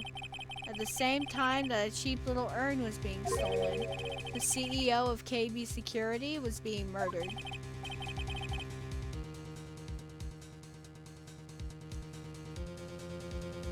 I never put two and two together, but yeah. So then, what are you doing here? Oh, come on. You figured it out already, haven't you, amigo? Or have you already forgotten about that piece of info I helped you out with today? Help me out? What? On October 12th, at 1 o'clock in the morning, Rhonda Light was in the CEO's office, the scene of the murder. After getting that blackmail letter, he must have been imbued with utter rage. What are you saying? Imbued with rage? Come on, don't tell me you don't know. Rhonda Light was once an employee of KB Security. He was a professional security guard. An employee of KB Security? It looks like the alibi that saved him from being convicted as a thief is going to be the noose that gets him hanged. Kind of an anti-alibi. No way. He can't be the thief because he was at the murder scene when the murder occurred. No, that's a lie. It can't be true. But I am a thief, I tell you. Rhonda Light, you're going back to prison again. This time, the charge is much more serious. This time, you'll be tried for murder. What? This is impossible. I'm looking forward to another exciting showdown, Mr. Wright. You and I aren't through with each other yet. Surely you won't back down from a challenge. You've never been a coward. Mr. Nick, is there something personal between you two? I've returned from the depths of hell to do battle with you. At least let me have some fun while I'm here. This guy, who the heck is he? He may be quiet, but he's the most dangerous enemy I've ever faced. Well then, time to say goodbye to Mr. Delight. Nick, how could this be happening? Right in front of our very eyes, our client has been arrested for murder. And the one who established his presence at the scene was me. Yeah, Ronnie! Arrested for murder on the very same day he's declared innocent of larceny. What the heck's going to happen next? And we will have to see what happens next the next time that I stream, because I'm gonna end it right there. So, thank you guys for hanging out with me tonight. Thanks for being here. I don't need an ad, thank you.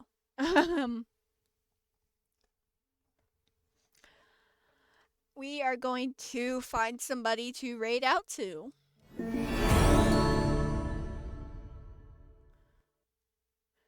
So let's do that, shall we? Let's see who is live. OB Mana Gaming is playing Lethal Company. Seven Vampire, I haven't rated them in a bit. They're playing Justice for All right now.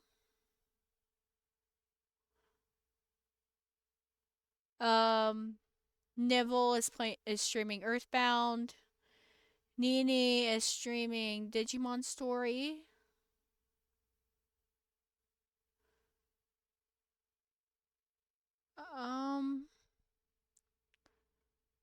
Is Farewell still live?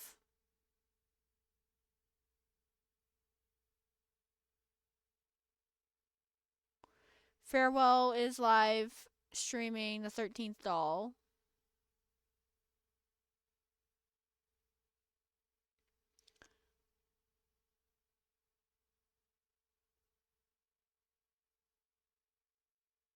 Alright. So if you guys are wanting some more Phoenix Wright, I'm going to go ahead and shout out Seven the Vampire. They are currently playing Justice for All.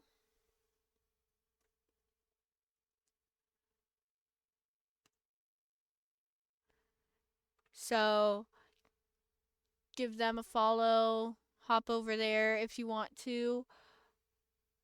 I am going to attempt to raid Sir Farewell.